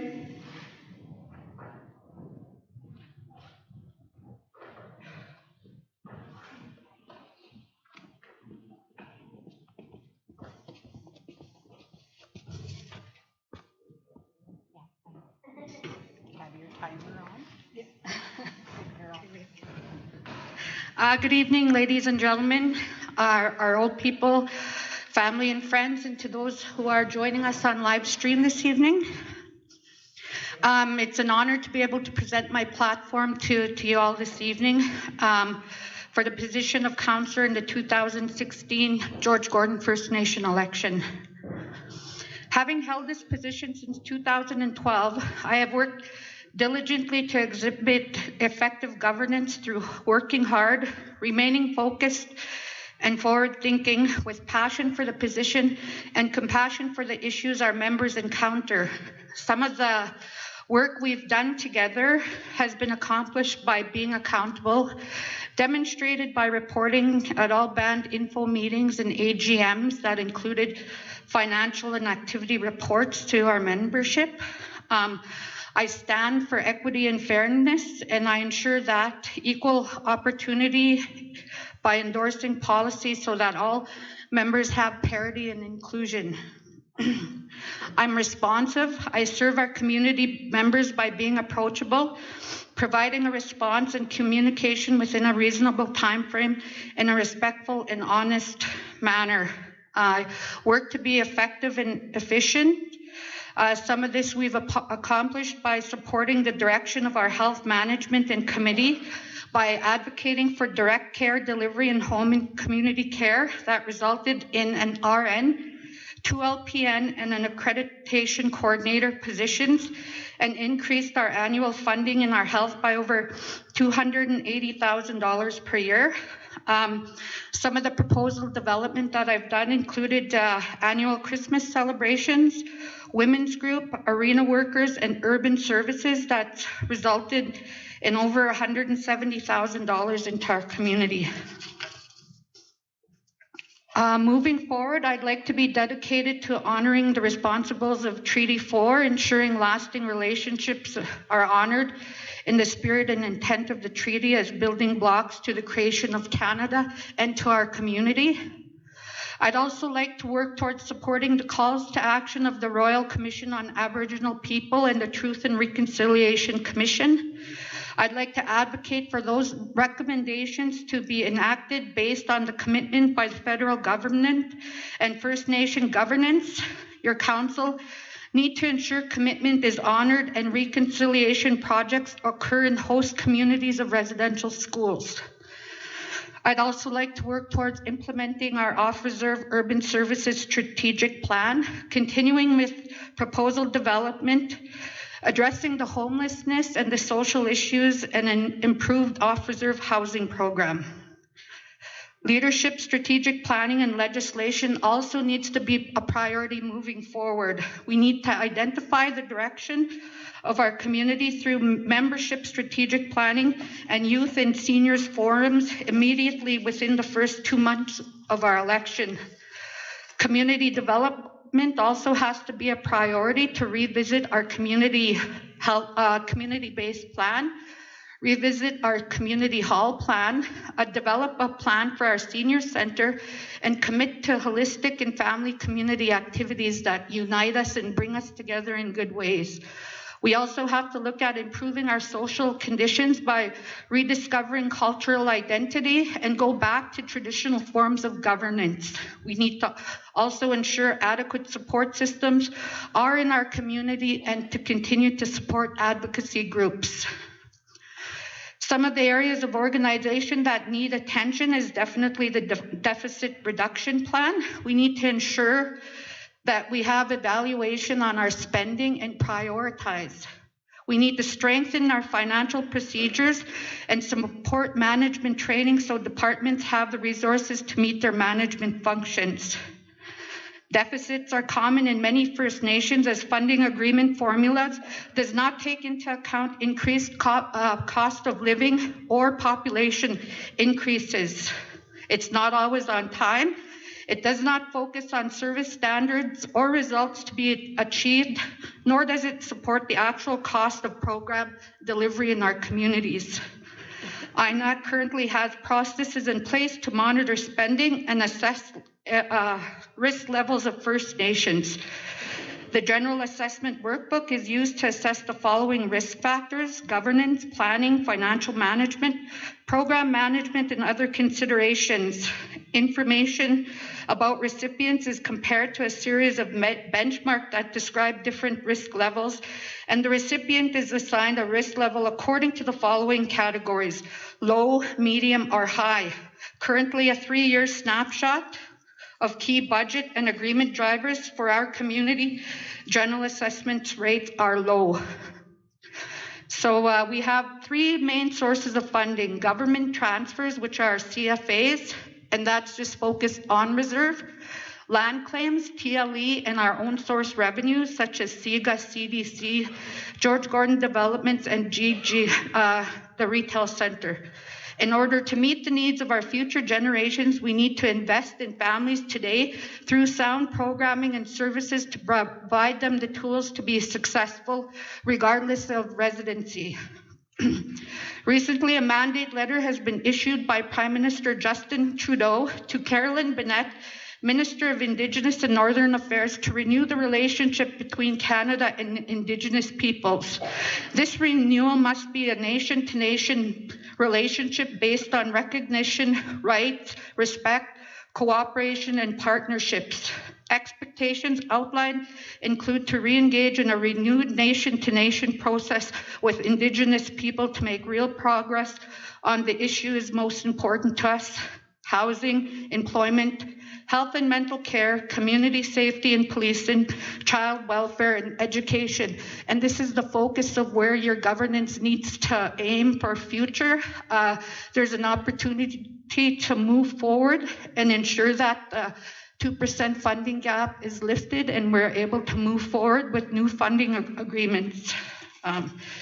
Some of the effective government practices we need to work on is support a competent and effective administration to deliver programs and services efficiently to our members.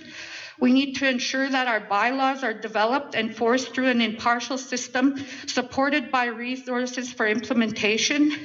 We need to define the roles and responsibilities of our council through an executive act and move forward on our acts. We also need to implement strategic planning based on direction of our membership. So moving forward, we need to remember that we are all members of the George Gordon First Nation. We are family, we are friends, and the division of our community is not a trait of strong governance. One of my good cousins sent me this scripture today, and Mark 3:25 said, "And if a house be divided against itself, that house cannot stand." Thank you and best of luck to those given the mandate to take us into the future as a strong and united nation. Thank you.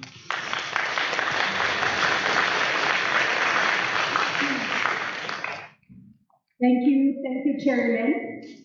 Next up, we have Ian Morris. Is Ian Morris here?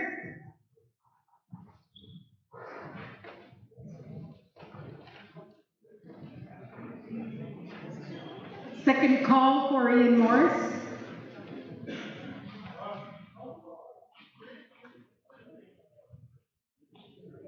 Final call for Ian Morris.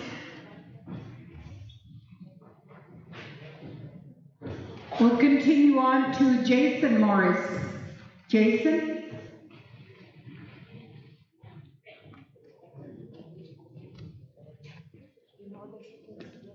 I know the drill, yeah.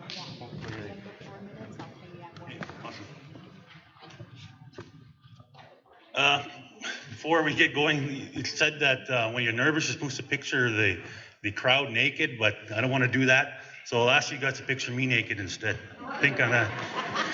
So I'd just like to thank you all for coming out tonight. Thank the organizers for this event, and welcome to all the people joining us from the live stream. For those that do not know me, my name is Jason Morris. My parents are Derek and Helen. I'm married to my beautiful wife, Denise, and together we have 6 children and 3 grandchildren.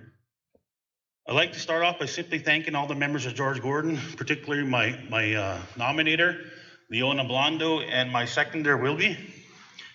Not only the ones that support myself, but all the people who are able to support the process of electing our leaders. I do not take anyone's support for granted and take this role as a councillor very seriously. It's been a very humbling experience to work for the community of George Gordon. I've learned a lot. We had a lot of obstacles and bumps along the road, but the goal for me remains the same. It's to simply find the ways to overcome these challenges and give our membership the chance and tools to succeed at our band to progress, grow, and become a force in economic development and the issues facing First Nations people. It's hard to discuss all the issues we'd like to in such a short time, but I'd like to focus on some of the positives. I believe a lot of good progress has been made. TLE, for instance, acquired the necessary land to achieve shortfall. They made progress in the addition reserve process. They continue to handle their dollars responsible and stay within their budgets. And they can continue to help membership and band through band development and work to create economic opportunities. Also, we have GDL, that's kind of same thing. They create partnerships and their goal is to also help us in that area. TLE Holdings has increased their revenue generated through leases. We've recently secured a lease agreement that will ensure that one of TLE's biggest purchases to date will bring revenues for years to come. They've also assisted in the moving to the ATR process forward, worked with programs like Public Works and Housing to help them offset their funding deficiencies through environmental and land developments that are required. Instead of outsourcing some of our contracts, we utilize them and then they in turn generate revenue, and that's how they're able to do more things for the band. Education. We worked on rebuilding relationships with Horizon or strengthening them. It had education forums to discuss areas of concern and acting upon them. Our schools are always being innovative to come up with a solution to give students the best chance to succeed, but more work needs to be done. We need to help them as a community to produce the outcomes that we want. Recently, there's actually been progress made. They teach treaties in the school, and there's actually teach Cree in the schools now. You've seen some of the cadets that has been started. They actually came here when the Fringe first started. Income support. It's a challenging program because it's a policy-driven program. We understand it's hard to live and help we receive. INA makes it hard to receive benefits. They make it hard to stay on, and the reporting and reviews are becoming increasingly stricter. That's why job creation, education, and life skills are so important. The Tech Center works hard with our clients, and they do a great job. We need to find more ways to help them out with our clients. NCBR also helps the tech with their programming. We have good people like Lorna, Michelle, Loretta, and Rose still helps, even though she's not feeling well at the moment. There's a lot more things I'd like to discuss, but 5 minutes is just not enough time. One topic I'd like to discuss is relationships and community. It's times like this that put strain on both, and we need to work on the relationships of chiefs and council, the relationships with our staff and our community and membership in general. The key to progress and issues facing all program band lies in the community. We need to find a way to make our community members want to participate in our committees and issues facing and feel welcome and to ensure their opinions are valued, because that's inclusion. And when we do that, that's when I believe we'll see true change. Because the answers lie in the membership. They lie in this gym. They lie in the live stream and in the hearts and minds of all our membership. Our best resource we have is you, the people. And I use this from one of my buddies here, Lawrence, that didn't show up, and I'll have to give him credit for it, but it rings true. We all have struggles in life, and the band is no different. We need to keep moving forward, lean on each other, and make the best informed decisions, because that's all we can do. We need to read up on the issues, become familiar with all programs to make the best possible educated decision based on policies and to put the interests of our communities first. With that, I ask for your support to continue to work hard for George Gordon. I cannot meet with everyone, but I'd like to speak with me. I'll do my best to make that happen. So good luck to all the candidates for chief and council. Please come out and vote, because that's your voice, and I use that from Barbara. So with that, thank you very much for listening. Thank you, Jason. Next up, we have Jeff Uchihu.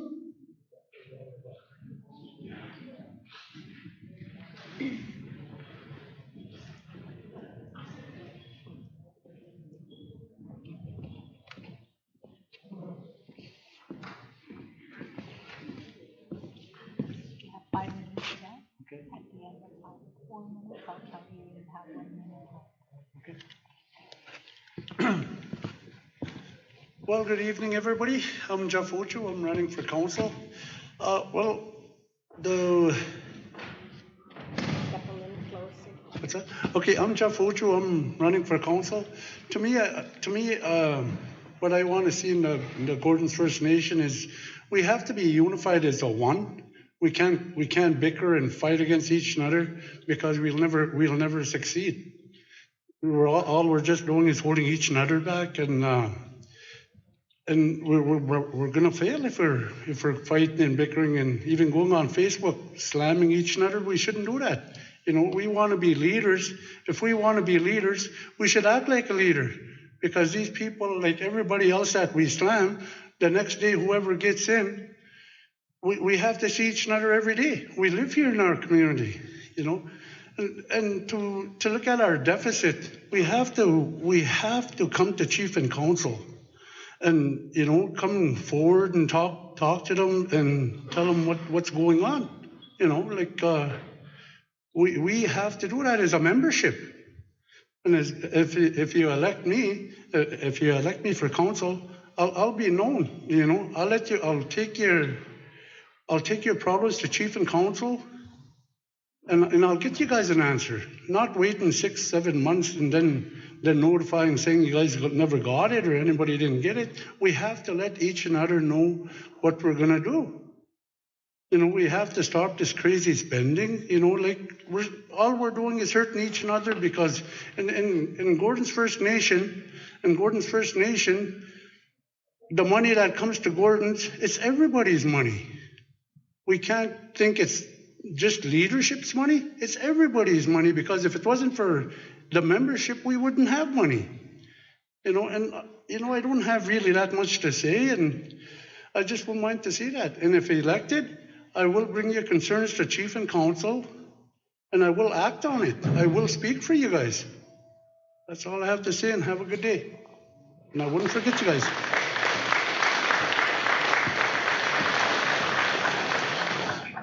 Thank you, Jeff. Next up, we have Lyndon Uchihu. Lyndon.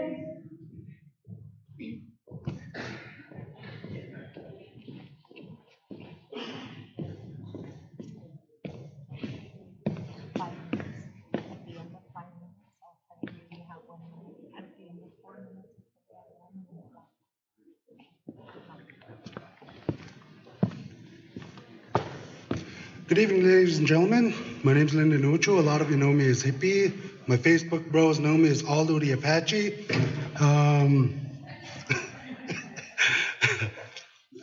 Before I start, I'd like to say a few words in one of the languages my father spoke. So if you could just bear with me for a few seconds. Akatumanto, kinanaskamatnan, anutka kisakak sawemanan, kami upamati siak, which in antato.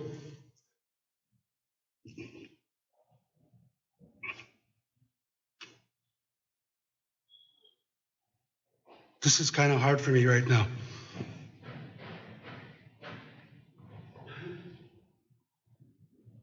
Manan,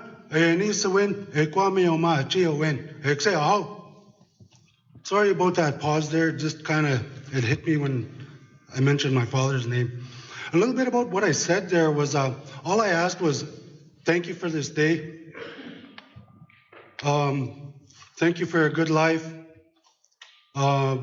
Bless us with a good life. Bless us with health and knowledge.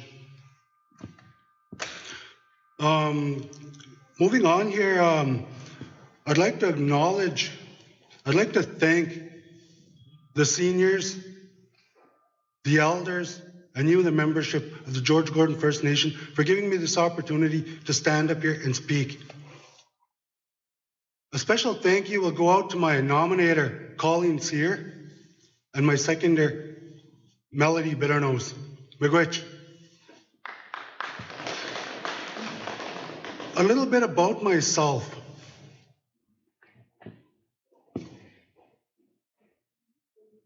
I was a former lands manager for the George Gordon First Nation.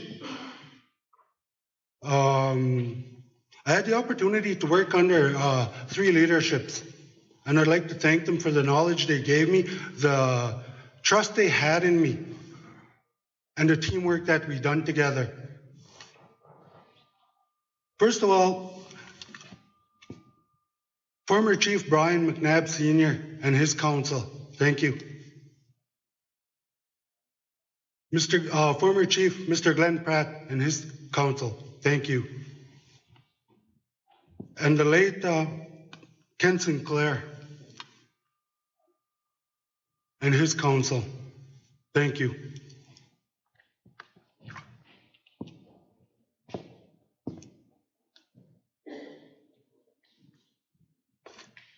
Throughout my life, I had the opportunity to work in the tribal Touchwood agency with a lot of the elders. They taught me a lot of stuff, a lot of things. They taught me compassion. They taught me trust. They taught me honesty. They taught me love.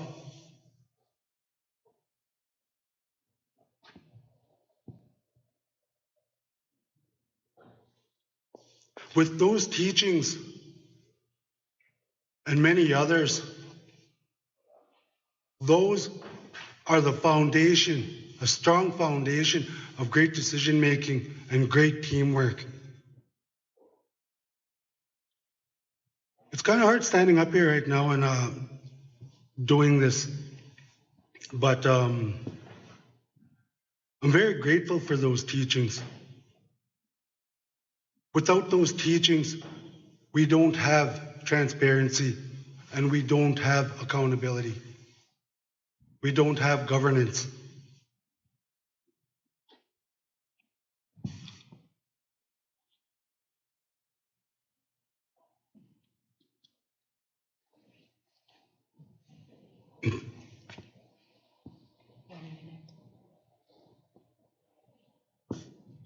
So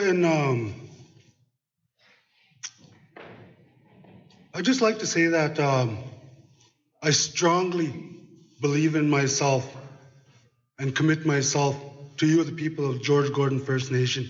And I humbly ask that you vote Lyndon Ucho at the election. I only have a few seconds left here. They wouldn't give me Dennis Hunter's 2 minutes. So In closing, I'd just like to say a few words in my mother's language that she spoke. My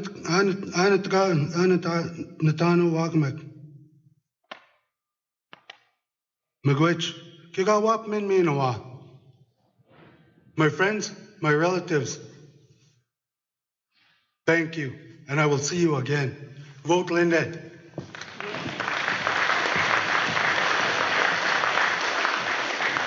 Thank you, Lyndon. Next up, we have Glenn Pratt. Glenn?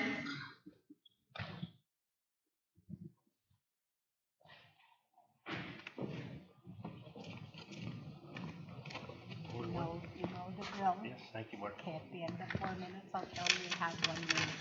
Great. All right, well, good evening, and I want to acknowledge our elders, our veterans, our chief, our council, our former chiefs, our former councillors, our women, our grandmothers, our children, and all the other candidates running in the election. But I want to say a special hi to my son, Bennett Pratt, out there on the interweb, watching tonight and listening to his dad. So, Bennett, I hope you're listening now. I really want to say thank you, first of all, to my nominator, Shirley McNabb. It's an honor to be nominated by an elder. And I want to thank Joe McNabb as well for seconding it.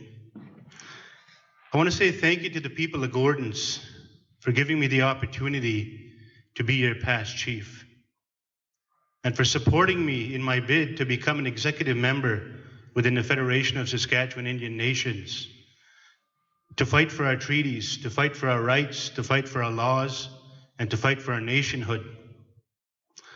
And also thank you to the people of this community for giving me a second chance to be your leader again. And one of the reasons I really thank you very much is because of my kokum. My grandmother was so proud when her grandson became a chief. I think she cried. And it really made me emotional at the time. But it made me want to be a good chief. It made me want to do the right things, because I know she mattered and everyone else mattered. And so sometimes we can promise whatever we want to promise. But at the end of the day, Gordon's is about the people. It's about the elders, the children, the women, the families, and even our families that don't live here, the people watching in our urban environment. You know, when I was chief, I created the off-reserve home ownership program to make sure that urban members that qualified could buy their own house. And I believe we had 28 new homeowners within 2 years. And many of those people still own their own house. Their children have gone to the same schools, and they've invested in their marriage and their lives. I also want to say thank you to our past elders. People like Albert Uchu, who would always come when we asked him to raise the pipe and preside over our ceremonies. It always gave me strength to know that an elder like him prayed for us, prayed for me. One day I asked him, come and pray at the band meeting. And we had a good band meeting, and when the band meeting was done, I asked him what he prayed for. And he said, I prayed for all the past people, all the past leaders that have gone on to the spirit world to be here to help you. And I thought, what a good prayer. Meant so much. You know, I think about our past leaders like Senator Hilliard McNabb, Chief Hilliard McNabb, that broke ground to build the FSI, the Federation of Saskatchewan Indian Nations. You know, I think about Isabel McNabb and what she did for our women's movement.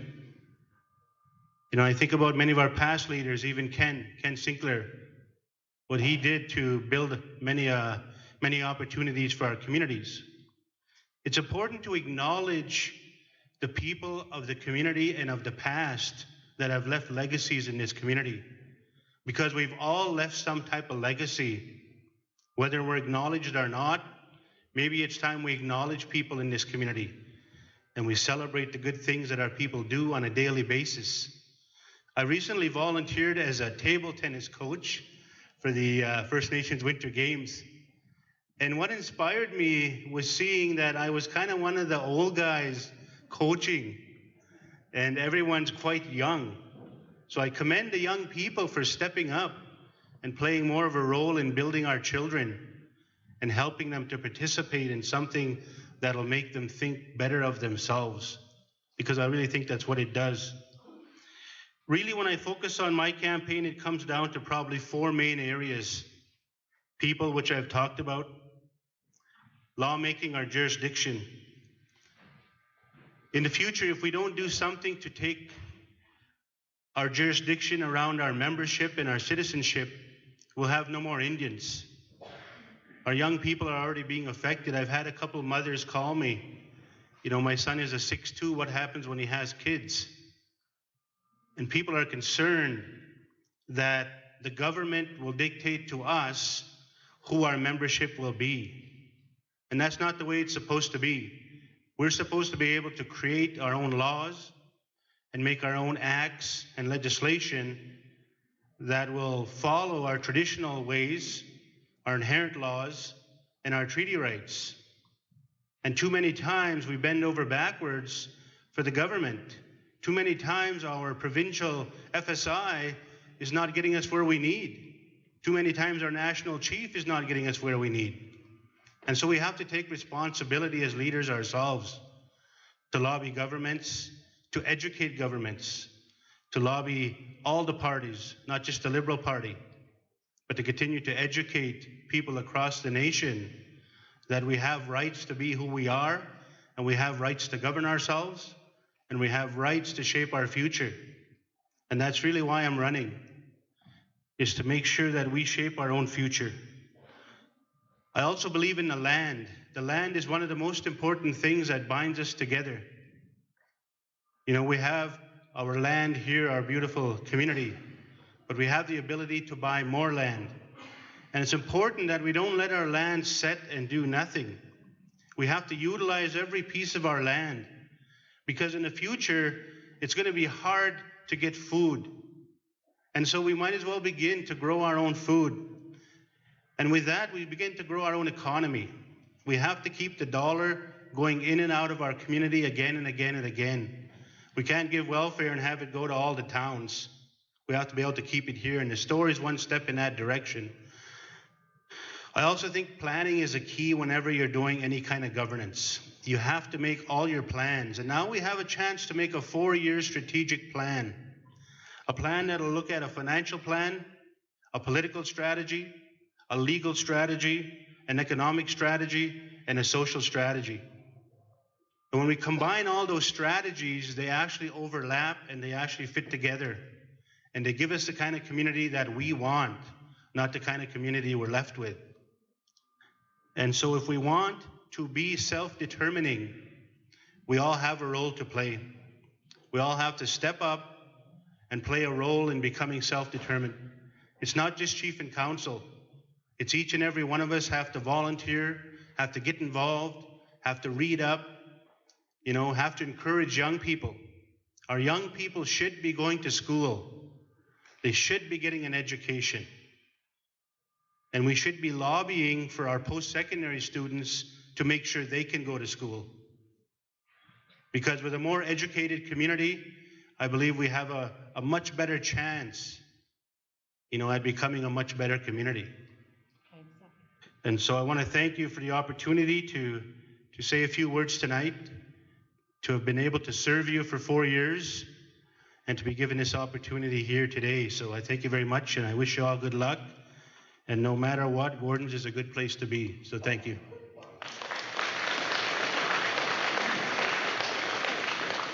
Thank you, Glenn. Next we have Huey. Is Huey here?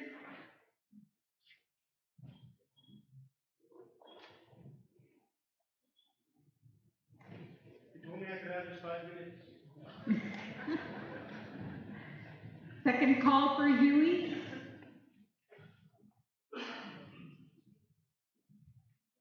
Final call for Huey. And we're moving on to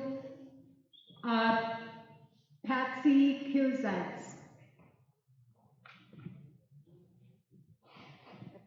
Patsy Pratt, as she appears on the ballot, I think. Have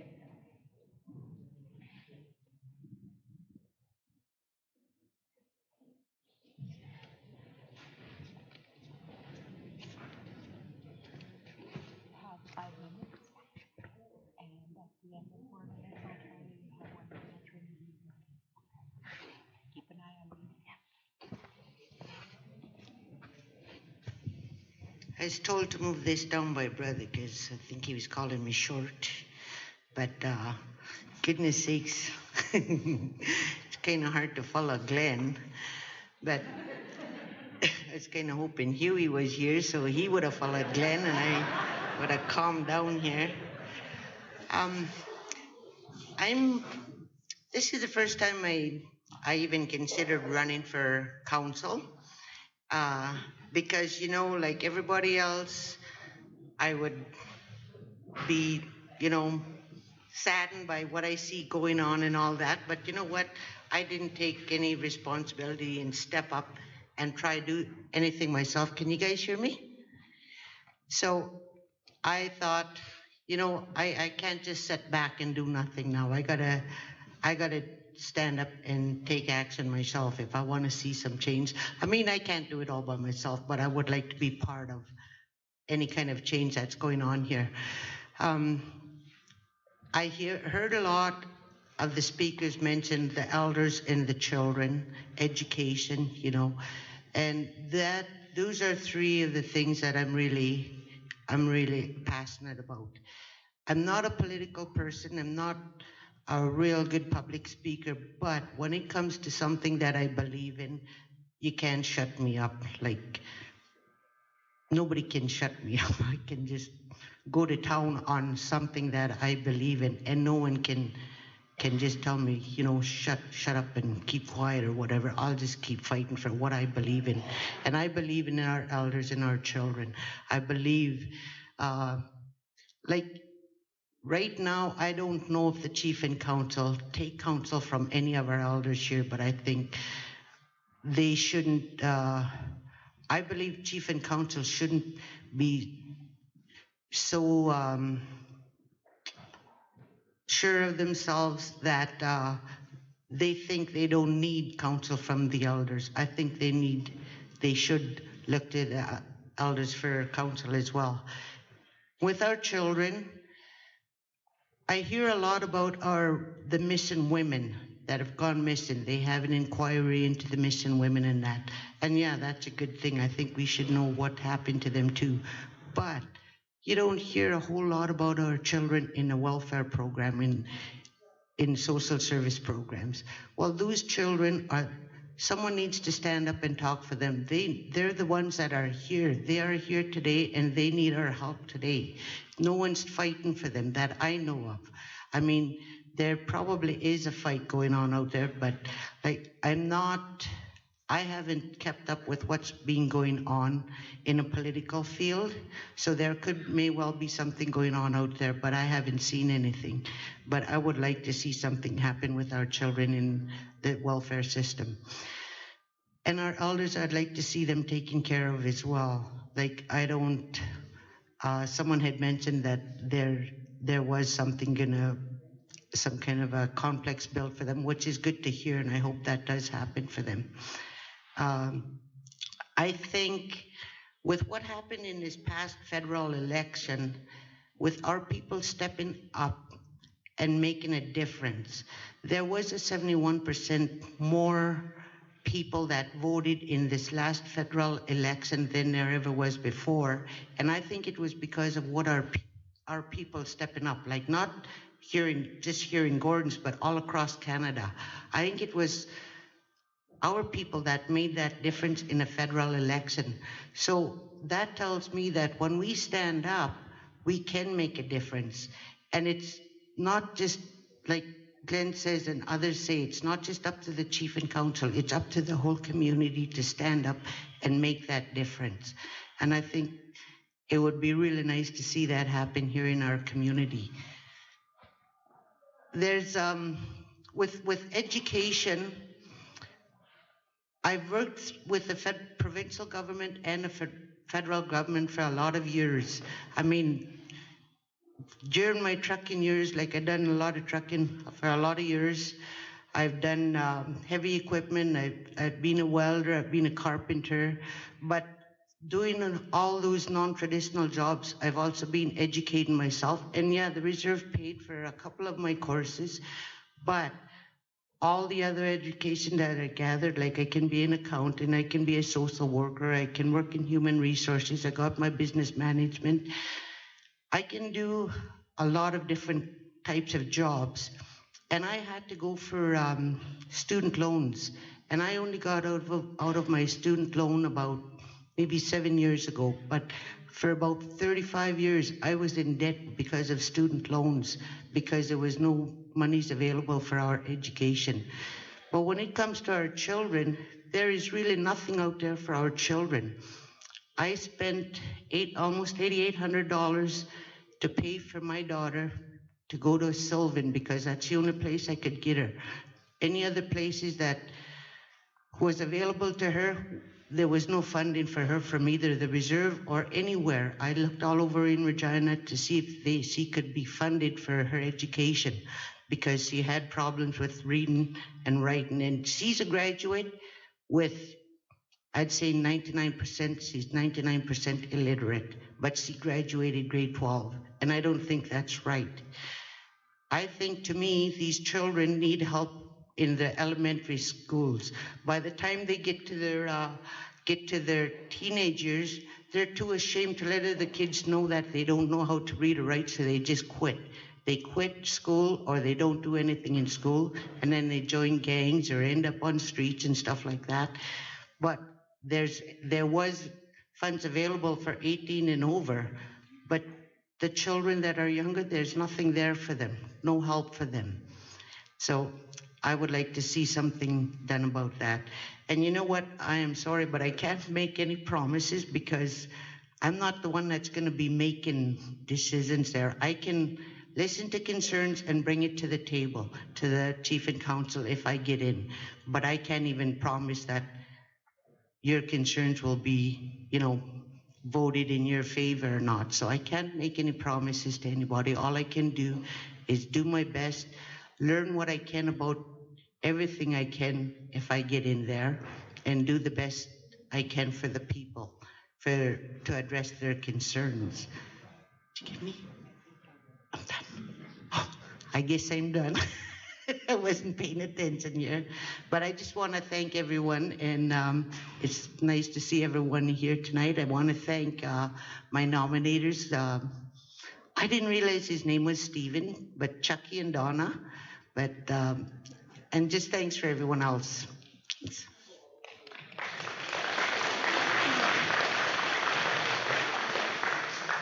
Thank you, Patsy. We'll continue on. We're almost done with the council part of it.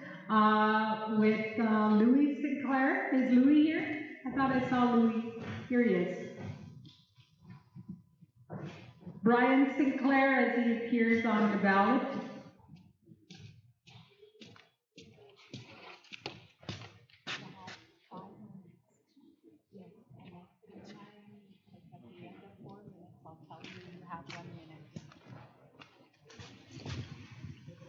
First of all, I'd like to say good evening to everybody that stuck around this long. It just shows you how important the issues are right now with this election coming up.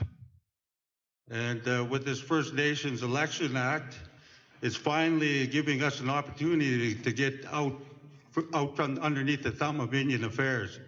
Giving us 4 years is really important to have stability and strength and effectiveness in your government.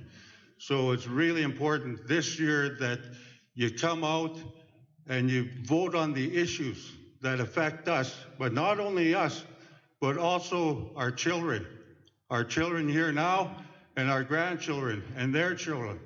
Because I'll tell you right now, we've never been in a better position, the George Gordon First Nation. We've got money in the bank. We've got an urban office that has economic development projects going on, training and giving our members skill development that's needed to become part of the workforce. But what shouldn't be forgotten here is that this is our home base. And if you look at our home base, look at what's happening here. Our infrastructure is crumbling apart. We're suffering from about 80% unemployment, and it shouldn't be that way, not when we're as wealthy as we are. So it's very important that the councillors and our chief that come in start looking at fulfilling those obligations, those commitments to investing in our people. The most important two things we have, and this came about a couple of years ago when we were finally recognized as First Nations. Nations, that's a huge responsibility. That's a positive connotation. It's not so much like a reserve, but you're given nationhood. And with nationhood, there's responsibility. And when those treaties were signed in 1874, we could say, oh, they're only one-sided. The white man got what he wanted, but we didn't get what we wanted. We did get what we wanted. We got an opportunity to carry on our traditions and our values. That was our responsibility. And plus, we were going to learn the cunning of the white man so that we could fit into his society and learn his economy. But we haven't been doing a very good job of that to this point. We haven't trusted our people enough to start investing in them. We're looked at as liabilities. You know, we could go to the city and that's the way we look at when we go apply for a job. We're treated like second-class citizens. But out here, you can get treated like a third-class citizen, and that's not right. But again, it goes to that unity, that lack of unity that exists in this community right now. People have to realize that years ago in my time when I was a kid and I was with my Kukum and Mushum, we used to go to feasts. They take us to feasts in the community where everybody gathered. Families could talk. And that's how we stayed united. Today, that doesn't exist. And that's too bad. But there's an opportunity where we can bring that back because that directly affects who we are, our identity. Our identity is so important. And we're a diverse community. You know, I can remember when I was a kid, my Mushum would be up every Sunday morning to walk to church here. And that was something that was a ritual to him. My Kukum, she was very traditional in her ways. And that was important to her. She spoke her own language. So I got both sides of that. So when I left the reserve because my mom had lost her status because of that Indian Act, of course, my mom thought it was important. She was a product of the residential schools that I get baptized.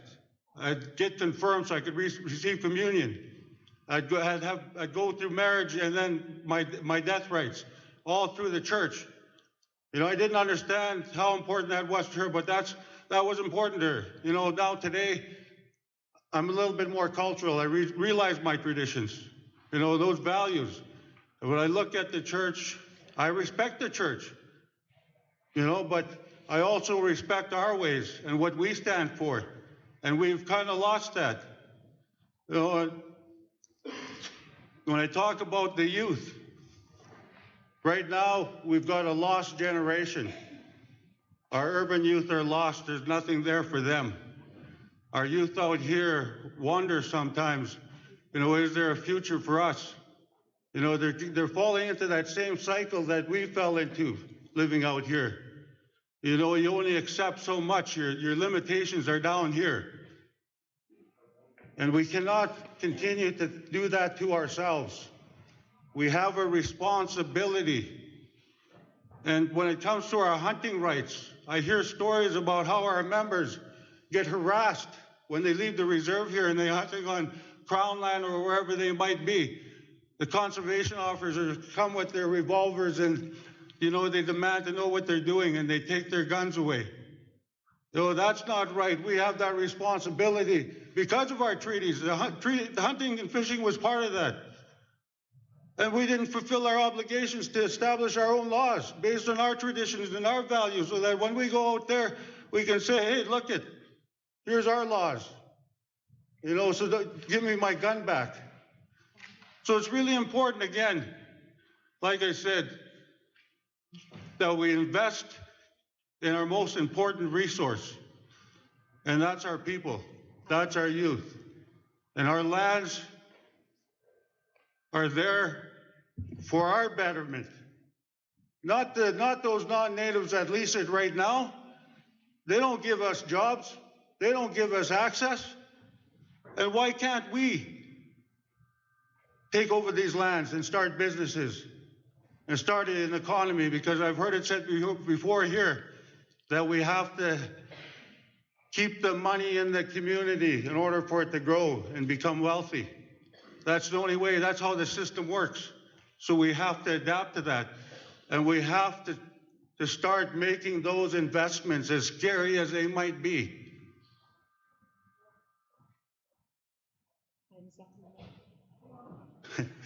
But in closing, it was great to see all the candidates come up here and speak, because it shows me there's a lot of people in this community that care.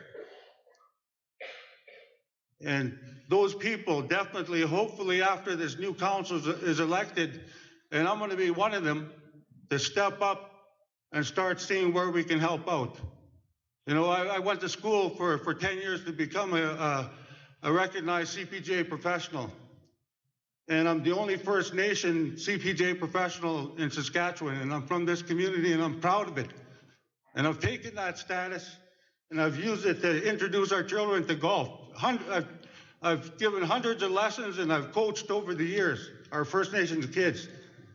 I've seen what that industry can do. I've seen how we, as First Nations people, love that game.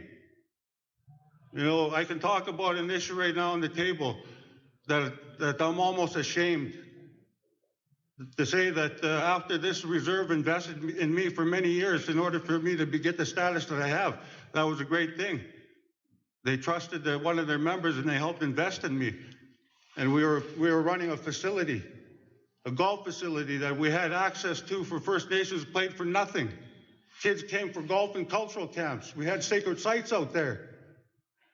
That was all taken away and given to a white man. Now he's got his gates up. There's no trespassing signs. So is that good leadership? So come March 31st, I hope you'll vote in strong leadership with a vision that's ready to commit 24/7 and not expect a thank you from anybody. But thank you very much.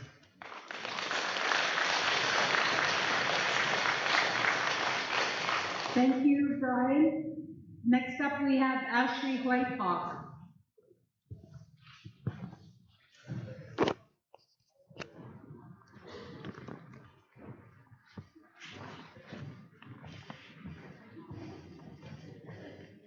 Ashley, you have 5 minutes. At the end of 4 minutes, I'll tell you you have 1 minute. Okay, go ahead. So you still get only 5 minutes. I just want to say good evening to each and every one of you is here. I just want to talk a little bit before I start talking. I want to talk about how this election divides us. How we try and find the littlest things to pull each other down. And yet everybody from this community has good things about them, good qualities. But we refuse to see that. Instead, we want to pull out all the dirty things about how no good everybody is. And that's not right.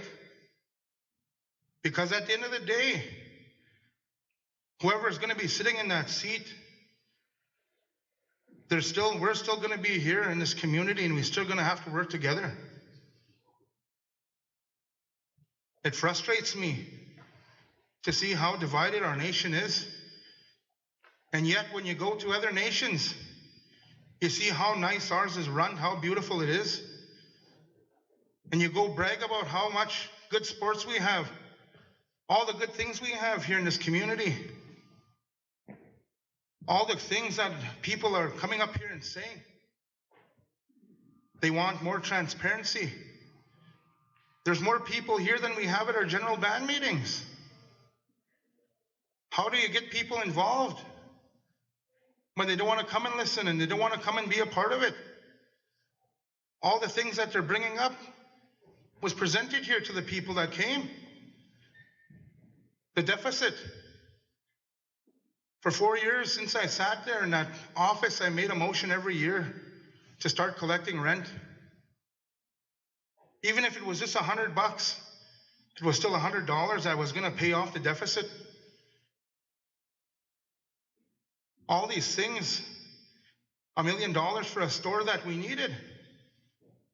Because our people that lived on income assistance, they don't have the money to travel to Regina. So that was put in place to help our people here in the community. $300,000 on a daycare Head Start for our children. If you took all those things out, you'd only be less than $1 million in deficit. You know, so that's how I want to talk about that. I have an assessment here from Canada. INAC are good people that look after us all the time, that have a fiduciary obligation to work in our best interest. But we never got no funding increases. Instead, they take $400,000 away from all our programming. And yet, us as leaders, we don't want to stop any program that we already have going. The welfare system. When I first got in 4 years ago, me and John was there. 400 checks we signed one day on the first day of being a counselor, a leader. Now, in this assessment, 2013, 2014, 330 welfare checks now, assistance. 278, 2014, 2015. 2015, 2016, 247. This assessment shows that we're doing something with these employment and training centers that we have in place, giving our people the tools, educating them, getting them their tickets to go work in that field, trying to support them. But this seat ain't glory. Everybody thinks that it's glory. No, it ain't. When you tell your family no and they hate you, they don't even want to talk to you. They're mad at you. You know, that's truth. That's how it is. Because there's policies in place and all these things that are in place. What good did we do? We did a lot of good things. Not I, not me, us. All of us sitting at that table, it takes a quorum for every decision. We vote on everything. But only certain people always get pointed out. And I don't think that's fair. Because we're all sitting there. We're all leading this community. 1 minute. Look at all the good things we have here. The urban office, all these things that we have. The store, new vans for our school, new equipment there. Our roads can be better. And we're working on getting them better. That's a surrendered road. We don't get the dollars we need to fix it. You know, I come to learn a lot sitting here. And yeah, we made mistakes. They're even being mad at me about the powwow and never having a report. It's there at the band office. Go ask for it. Ask Joanne. They're even being mad at me for taking kids on trips that it was just a campaign, that I shouldn't be getting funding from the programs that fund us. But our children are important. And I promised that 4 years ago that I wasn't going to give up on them. I don't want to thank you. All the people that are mad out there on Facebook, come and volunteer and help us then make it better. Because we all need to work together to make this community better. Instead of pointing fingers and pulling each other down, let's unify then. Whoever's sitting there April 1st, that sun is still going to rise on April 1st. But all of us need to love one another and care for one another. You talk about traditional ways. That's what our old people always told us. And we're forgetting that. Instead, we're always being mad. So with that, you know, I thank the people that supported me, gave me that opportunity to lead my community the 4 years. If you guys want to come look at the report, it's right here in black and white from our FSO, Wayne Ironstar. The funding problems that we're having. The computers are all messed up at our band office, the finance, because of codes being changed. INAC said we didn't spend a bunch of money, but we did, and it was just coded wrong. So if people have any concern, come and ask. Ask any one of us that sat there at that table. We're not trying to hide nothing. We're only trying to work with what little dollars we have, and we're trying to make the best for the 3,564 band members that we keep, that are on our shoulders with all the decisions we make. So with that, I thank you, each and every one of you, for listening to me here. And if you can support me, I thank you. And if you can't, then I respect that. You support whoever you think is the best candidate here. Thank you.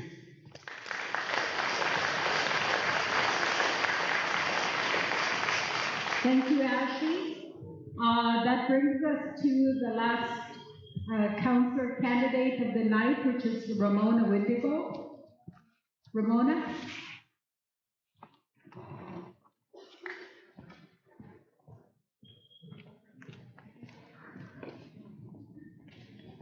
Following Ramona's speech, we'll take a 5-minute stretch break, smoke break, and then we'll continue on to the last part of the evening, which is the 3 candidates for the chief's position. But before that, we'll have a 5-minute intermission.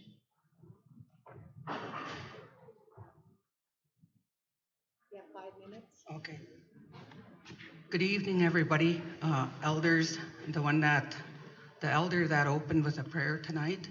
All of you, the George Gordon First Nation band members, thank you for coming out. And I'd like to thank Glenn Pratt for nominating me and Red Cusans for seconding my run in the elections. Sorry, I still get nervous when I'm up front here, so sometimes I can do it, and then other times, after hearing Glen's speech and Louis and all these good speakers here tonight, Lisa and Delvina, we heard a lot of good things from each and every one of you, and all the concerns are pretty well the same when we talk about our problems and the things too that we enjoy within our community. And belonging to this George Gordon First Nation, I've been always so proud to be a member of this with my dad and my mom, having them beside me, a family, helping one another, caring for one another when we're struggling, and that's what it's all about. I've seen the way I had to live in the city. I've had an opportunity to look at the urban people and the marginalization from all the things that they're doing and the poverty. And me too, being a part of it and being a couch surfer on my son's couch here and there, or can give them the rent money, but you still sleep on the couch. So I've seen that trying to go back to school, and it's hard. And I commend those ones that have made it and the ones that got their education, because it took a lot of hard work and a lot of determination to get through and to make it work for them and their families. A lot of sacrificing. Even out here as a single parent, I've seen that many years. 3 sons, being a single parent for 20 years and trying to get them to have their education. We talk about how important it is, and it is important, really important today. When you want jobs, you have to have the qualifications. And I've seen that trying to get my own education too. And all the work that it takes and all the sacrifices that you make in order for your children to have a better life. And I've also been a part of it, helping others within the community, having that compassion and empathy for our people.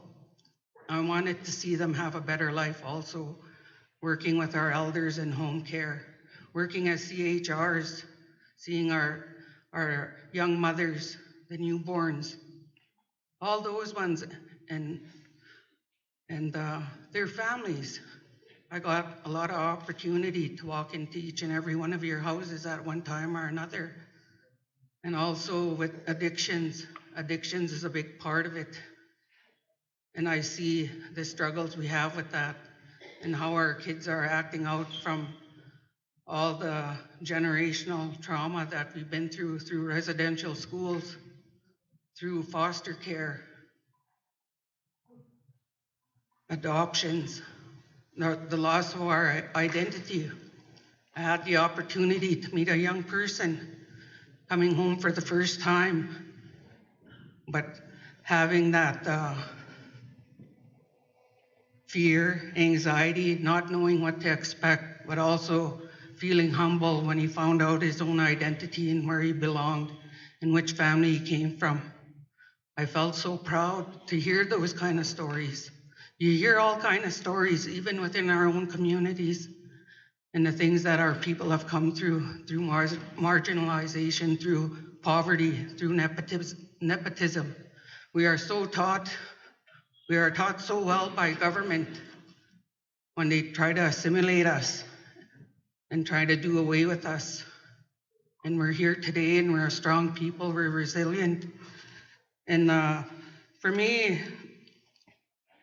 I understand the programs and the operations part of them, the contribution agreements that we have to go by in order to run our programs, and the funding that comes through is not much, but we do our best to reach out to our people, to help them, to educate them, to do intervention, prevention.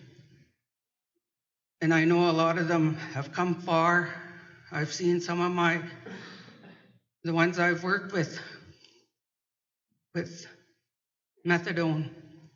I've seen some of them struggle, but I kept encouraging them to carry on, to do what they have to do to make a better life for themselves, for their family, because our treaties are being dismantled and we don't have the treaties we once had, especially when it comes to health. And a lot of our people have health problems due to drugs and alcohol, diabetes. There's a lot of cutbacks, a lot of treatments that we do not longer receive. And these are the things that I think are very important. For me, it's a passion of mine to keep these treaties for our children, the land, the hunting, the fishing, the gathering. All these things now we can't go off to reserve to do them. And our water is becoming polluted because of mining. I want to see the best for my children, my grandchildren, my future grandchildren, and those yet unborn. I always think of those ones when I think of what I have to do when I go out and sacrifice in my own way, through our own traditional way, understanding my parents and who they are, my grandfathers, my grandmothers. And a lot of it has been mentioned here tonight, even the education part of it, bringing back our language, finding out who we are as a people and being proud of who we are. Too many times, residential school made us ashamed of who we are as a people. Everything was shame-based. We are ashamed of who we were. We are always trying to be white, trying to be better than one another. Today, now, we have to bring back our elders to teach us that love, that respect for one another, to help each other, to unify ourselves in what we stand for and what we believe in helping to make our reserve a better community. And I look at our lost youth, especially those in the cities. Here we have one another. At one time, I remember my parents, if I got in trouble, the aunts and uncles were the ones to discipline us. Not just one, but all of us. All of us got that same equal treatment if we're gonna get heck, or if we're gonna get a willow, a beating for doing wrong, but we survived. Today, I see our young people, they become very upset when you try and correct a child. It's no longer a community thing anymore about bringing, believing in all of us to raise a child is within, to raise a child within our community. It takes a whole community. So I believe in those ways, and I know at the university level, through Indigenous studies, the things that are gonna take us forward is working together, as being unified, as being who we are as a people, and believing in the things that we have, the gifts that we carry. Each one of us carry that. And even if I'm an advocate for the people, and I've seen what I had to go through as a grassroots mother, living in poverty, trying to make the best for my children, going through addictions, I want a better future for our youth, our little ones, and those ones that aren't here yet today. And that's what I believe in. I believe in healing our community in the best way we know how as a people. Thank you.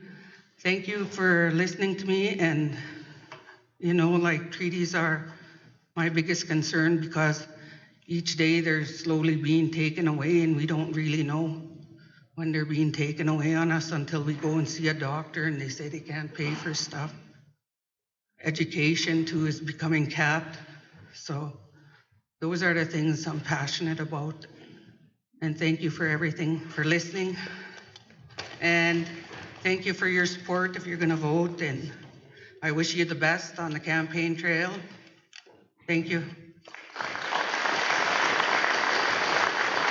Thank you, Ramona. We'll have a 5-minute break. Go out and stretch your legs, have a smoke.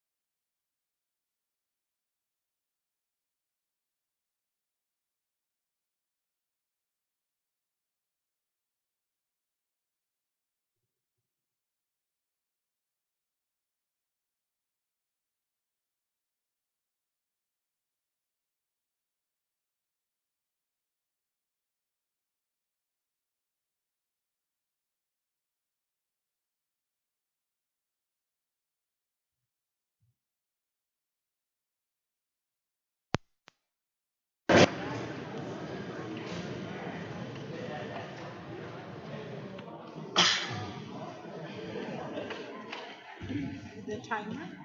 Okay. At the end of 9 minutes, I'll tell you you have 1 minute left. I'll hit mine the same time as you. That way I can kind of keep an eye on that too.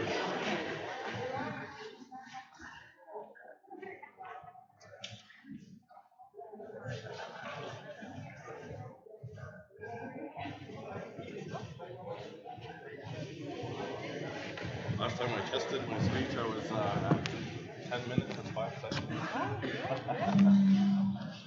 Days to practice. Yeah. So our next speaker is Sean Longman, candidate for chief, and he's got 10 minutes. Ready? Let's go. We're just syncing our clocks there. I'd like to say good evening, George Gordon First Nation, all the elders that are here and previous leaders. It's good to see so many people out. I want to start by thanking God for his presence on our land, also to give him all the credit for the positive progressive changes that have come and will continue to come. Thank you to all who are praying, because we are making a difference. A few are turning to many who have been speaking blessings over the land and the people. As many of you know, my name is Sean Longman, and I am seeking re-election as chief of our First Nation. I've been blessed to have served 2 terms for a total of 4 years. I believe that much good has been accomplished in that short amount of time, and I will do my best to demonstrate that within this 10-minute time span I have here. As just mentioned, I have 4 years experience in this very challenging position and have a grade 12, which I followed up with a 2-year diploma in business administration. As chief, I have met many people, made many valuable contacts and connections that will continue to be extremely valuable for our nation. We've always had and will always continue to have general band meetings where we openly present all financial information. Many of the concerned never show up at these important events. I'm also pleased to say that through one of these contacts, John and I have been fortunate enough to have met the new Minister of Indigenous Affairs, they have a new name now, Carolyn Bennett, and over the course of 35 minutes, we described the unfair treatment of Indian Affairs toward the First Nation people. We described that we need that they have to understand the treaties, and only when they understand the treaties will they work toward actually improving the conditions on the First Nation. As long as they don't understand the treaties, they're always going to have a negative view of First Nation people. And that's one of the things I told her was that, you know, you have an awesome mandate here given by the Prime Minister, but until Indian Affairs understands that we are signatories to that treaty nation to nation, will we get the respect and the funding that we deserve. We've opted into the First Nations Election Act because we believe it is the right thing to do. It will bring greater peace to our nation and a longer time to implement strategies and plans. It will also improve accountability because our people can vote in person in the cities where the greatest populations are, which is Regina and Saskatoon. And there's been a lot of misinformation about band finances. Band members, when people are visiting you and saying we are just about third party, demand proof from them. I ask you to call the bank for accurate information. There are band assets attached to the spending. You can physically see what we've spent money on. Band members are benefiting, not the chief and council. Look at all the houses people live in, the store, the daycare, the grader, the backhoe, you know, all of the stuff that money was spent on. There's actual physical assets that you can see. It's not just lost and we don't know what it was spent on kind of a thing. And like Ashley presented, I have here a 3-year snapshot of George Gordon First Nation provided by Indian Affairs. I want to point out that they have absolutely no love for us and throughout history have done their best to hinder us. Their report indicates that we are low risk in their general assessment. This indicates we are not at risk to default on our ability to pay bills, cover salaries, etc. If in their assessment it proved that we were high, then we would be in big trouble. It also shows that our population increased while the amount of people on assistance decreased. These are all very positive stats and show great gains for our First Nation. The only one negative stat is that our nominal roll went down from 330 to 310. We've been paying down debt that has been there over all the years and continue to provide all the programs and services. We've paid back hundreds of thousands of dollars since I've become chief. Money that shouldn't have been spent from CMHC accounts, the replacement reserve account. $750,000 we had to pay back. And we're still paying that back.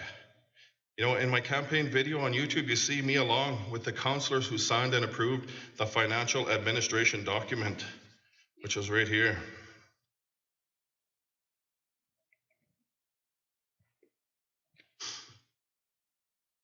There's a lot of work that's been going on that people don't always see.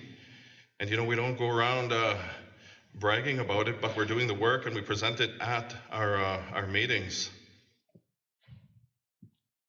That document was also approved by the Minister of Indian Affairs, and it is a law.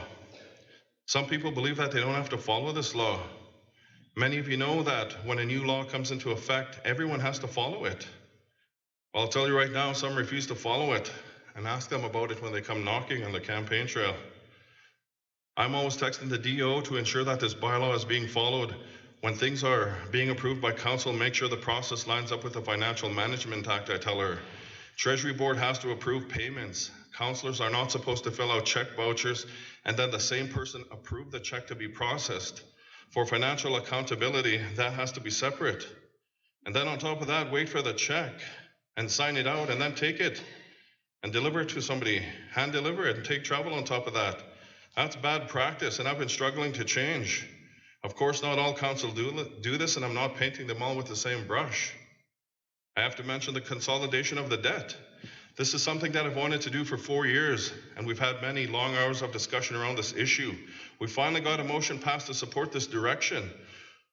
One of the council, the past council, I'll just mention his name, Huey, pulled out some notes from 2010, where at a general band meeting, the band members voted in favor of doing this. Interestingly enough, it was never done until now. As the chief, I was tired of operating in the overdraft and wasting our money on interest that should have been used to pay down the deficit. This is progress and will prove to be very beneficial to the band. Others may have said they had a better plan. Well, they had many years around the table to bring that top secret plan out. I'll tell you right now, things are good and we've done a great job at managing what we were given when we were first elected. In the first year, we never traveled at all to help the band out. Not once did we take travel. There's a lot of talk around the pipeline in Kanukama. I understand I'm running out of time here. George Gordon First Nation has been meeting with the pipelines, TransCanada, Enbridge. We are participating by receiving funding to hire our own people to verify all the processes that are required for safe operation of the pipelines are in fact being followed. We have not signed agreements that say we endorse the pipelines, but have closely observed what is being proposed by them through the National Energy Board. George Gordon First Nation does its best to keep informed and to be involved in all that is being done in our Treaty 4 area. Our position is that this is our land, and we are the stewards of the land who must be consulted when industry is planning projects. Kanukama, there's been a lot of rumors that have been spread about this land commonly owned by 7 bands. People have all kinds of theories and no proof. I have here the proof that I did not sell our land or sign any agreement to that effect. And I'll show that. The truth about what's happening concerning our land is there's a lot of work being done by our legal counsel to demonstrate that the land was illegally surrendered. And many people ask me over and over to do something about Kanukama, and now I'm doing something about it. The land was illegally surrendered. Right now, that land is not Indian Reserve like the land we're standing on right now. Back in 1918, the chiefs of the day supposedly sold that property back to the federal government for economic development purposes, and we have been trying to disprove that and show that once again, non-native people took advantage of the First Nations by stealing that property. For the first time in many years, the 7 chiefs have come together and have contracted McNair business development to provide KBA a governance framework to help make structured and inclusive decisions. Also to develop a business and best use plan for that area. And I have that here. My position at the last meeting was to step back, allow the plan that has been developed and to be implemented, and not to just give that lease up to somebody else. That was the position of the other leaders. I said that we should step back, follow this plan that we have in place, take a look at the best use of the land, and then follow that. But they were tired of George Gordon being in control of that area. They were tired of our band being at the head over there and no band's benefiting from it. They wanted change. You know, they're the ones who wanted change. So, you know, they got it. I can't outvote 7 other chiefs. If they want change, then that's what they got. But at least something is being done. At least change is being there. And yeah, I didn't agree with it. You know, I don't agree that we should have leased that out. It should have went to First Nation people. And I said that. BHP, you know, concerning BHP, I continue to talk and meet them. I did not sign their opportunities agreement because they required us to give up our mineral rights for small amounts of money and opportunities to bid on work. What was offered was definitely not in our best interest, not in the least bit. George Gordon Developments, I have a meeting with George Gordon Development Board and Petro-Canada this Friday to talk about a service station and bulk fuel possibilities. We want to be ready for that Saudi project that's coming up. There's a lot of good work that's going on. There's a lot of partnerships that are being built. You know, we're paying for that building there. People always say that we're not doing enough and harshly criticize that organization. Well, I ask, if it was all that easy, then why didn't anyone do it all the years that they sat in leadership? Out in the business world, we are considered one of the best and most progressive bands, especially because we haven't used our TLE to purchase that property. I want to mention our elders book. Our elders book, you know, that was our way to honor and ensure that our elders would always be remembered. And we have begun a great history with this. And we began meetings, discussions with them regarding an elders complex, among other things, and looking at including our elders in a role in chief and council. We've met with them. They've, you know, indicated that they want that, and we're definitely looking forward to that. Time's up. Okay, I wanted to talk about TLE. I wanted to talk about post-secondary. You know, I practiced this thing and thought I had it under 10 minutes. But let's continue progress and sustain the momentum that the band is realizing. And I humbly ask for your support in this election. And I ask you to really take into consideration, what is the truth? What is the truth out there? You know, there's a lot of good things going on. Thank you. God bless.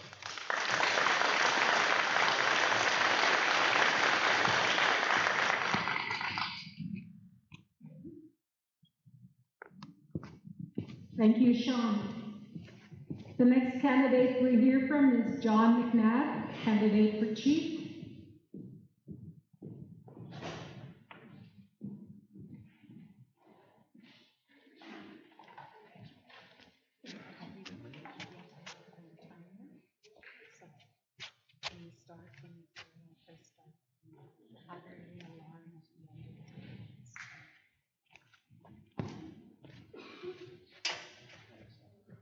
Good evening, everyone that's here in attendance, who's on live stream.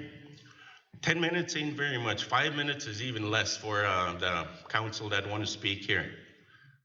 A bit about myself. I sat on council for 14 years.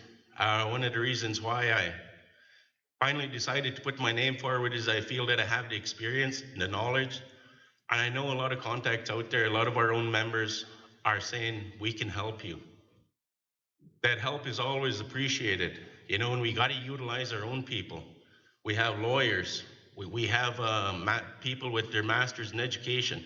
We got to utilize those people. You know, we don't always need to depend on the white people. Sometimes they lead us astray and take advantage of us. Many times they have. You know, so we got to start using our own people. One thing that I'm going out there with, to tell you the truth, this is my first time ever campaigning. 14 years I sat on council, I never did campaign, so this is different for me. But if I come to your house, I'm going to say what I feel I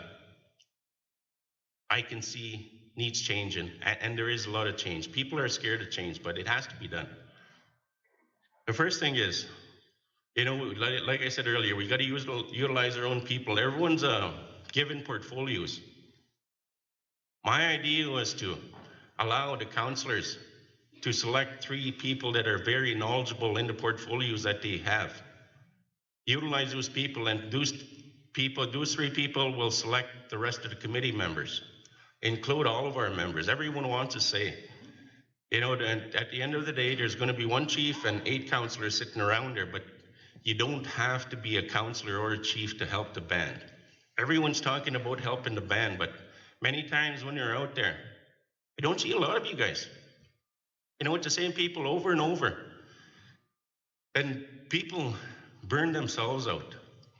You know, like they said, all the kids at the agency are young kids coaching now.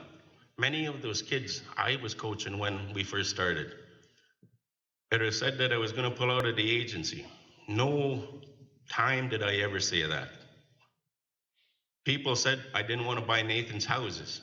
No time did I ever say that. Whoever's saying that, I don't know why they're targeting me. And it happens every year. You know, every time there's an election on, it's always me to blame. I don't know what I done. You know, I speak the truth in the chambers. You guys ask me to bring issues up, I'll bring them up. Sometimes I'm not liked in there because I bring those issues up. But they have to be brought up. You know, the communication part on the band is a big thing. You know, people want to know what's going on. Everyone has phones. You know, everyone has a lot of people have the houses out here. It shouldn't have to be chief and council to go to every house. You know, we have houses. Our doors are open as well. Come and sit and have coffee, have tea with us. You know, a while back I would have said, come and have a beer with me, but I haven't had a beer in quite a while, so that's okay. You know, the roads are a big issue. You know, we talk about surrendering the roads. You know, we got to put that aside. We use it. People out there don't use this. You know, we got to find ways and means to fix this road for ourselves. It's a safety issue. Once we sign those papers in the CFA, we are responsible. We are liable for everything that happens out here. You know, we got to fix that road. You know, we got to find the dollars to do it. There are dollars out there. You know, we just got to grab them and utilize it. We have one young man that has his own machine back there. He fixed up a few spots in the roads in a matter of a day or 2. You know, we got to utilize our own people. The hiring practices is a big issue out there. You know, at one time, we never utilized council to hire our people. We utilized the agency, we utilized Indian Affairs, we utilized people that have knowledge in the areas that the people were applying for the jobs that were at hand. The elders, the seniors, we talk about that a lot. You know, elders do want to come here because they don't feel invited.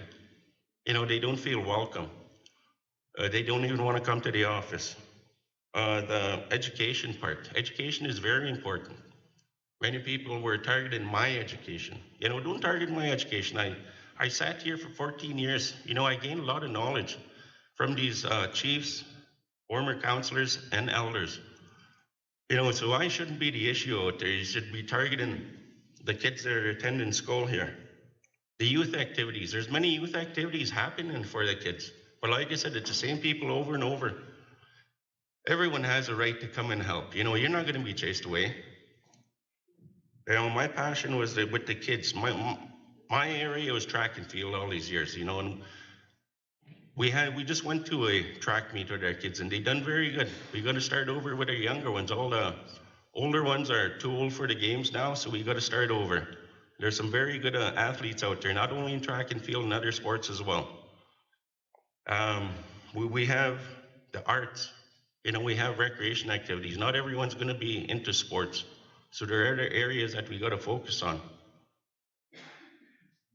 Many people have talked about the Facebook issue. You know, that's pretty interesting to read sometimes. That's why I'm staying off of there, not going on there. The lateral violence between our people. You know, that's got to stop. You know, it's getting worse out there. You know, and it's families, and like everyone said, we got to face each other the next day.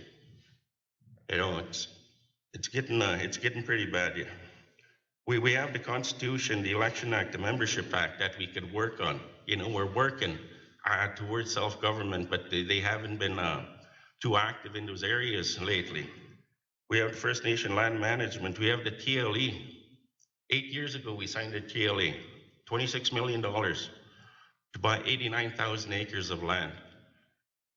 To date, we bought 15,000 acres, and the board has operated for 8 years, and we still have more money than what we started with, plus we have our land.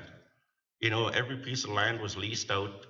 Yes, it was leased out to non-natives, but they came with a plan. Bring your plans to the table. You know, sit down, let's go over the plans. If they're viable, maybe the members will get it. The treaties, and like I said, you know, I said I wasn't going to say names, but for many years, one of our elders, she's passed away now, she was very big on the treaties and the education part. But the one thing, when she called me over to her house, she never talked to me about treaties or education. She talked to me about the people on welfare. She said, never forget those people. She said, majority of our people live on welfare. It was said in the past that our band can only move as fast as our slowest member. I know we got to leave people at the back to help those people catch up to the rest. You know, they're not dumb, they're not stupid.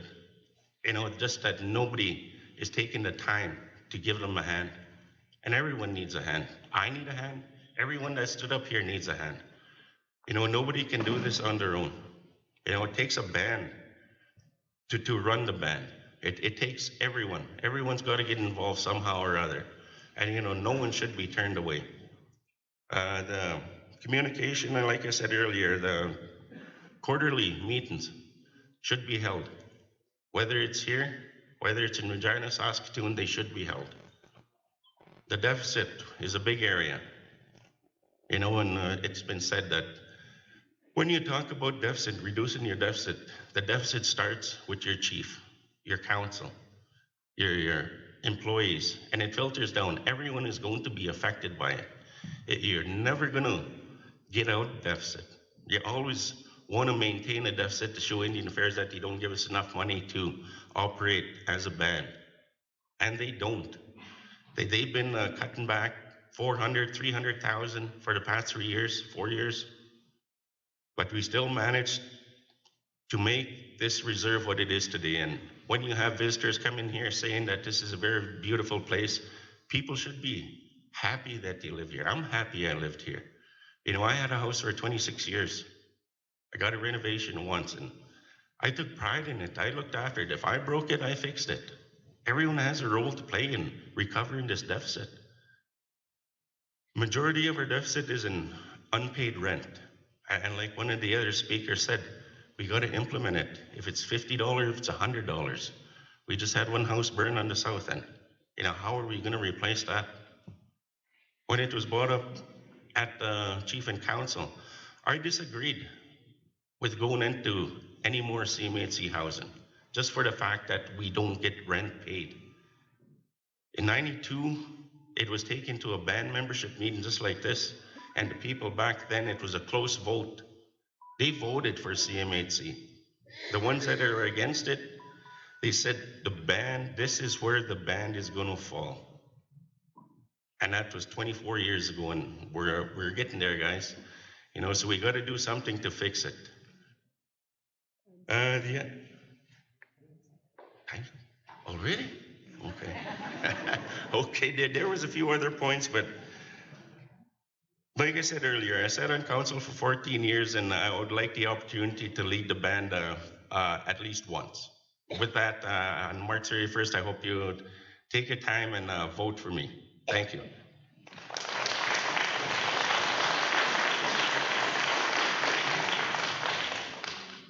Thank you, John. And finally, our last candidate for chief is Brian McNabb Jr. 10 minutes, I got you. The last soldier of the evening. It's been a long evening. I'd like to thank all our elders for sticking it out and sitting and listening to all all our candidates come forth. I truly believe that we all have the best interest in our hearts and minds. We all want to be there for our people. And that's the reason I'm standing here tonight. I would like to not only acknowledge our elders, but all our young people, our little people that we have in our community. You know, I spend every day with our little children, and I see the effects that our social problems have on our children, and it's a real challenge every single day. And I acknowledge our old people, I acknowledge our mothers, I acknowledge our grandmothers. I had an opportunity last week to speak at a forum recognizing the missing and murdered Indigenous women. It was a very touching evening where we heard family members speak of lost loved ones, communities, and so forth. And we've lost loved ones here in our community as well. So I'd just like to once again acknowledge our mothers and our grandmothers, because they are backbones of our families. They keep our families together. They keep our communities together.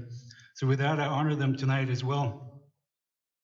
I'd like to begin by thanking my nominator, my brother John and Darwin, for nominating me for chief for our nation. I believe that with my experience and my education, I can move our First Nation forward in a good way and towards a bright future. I was elected 4 times as a councillor in the past. 8 years I was band councillor. And through this, I learned many things. I was a young man back then, and I learned many things. And with this experience, I feel that I can move forward as I make my campaign towards being chief and being leader of our community.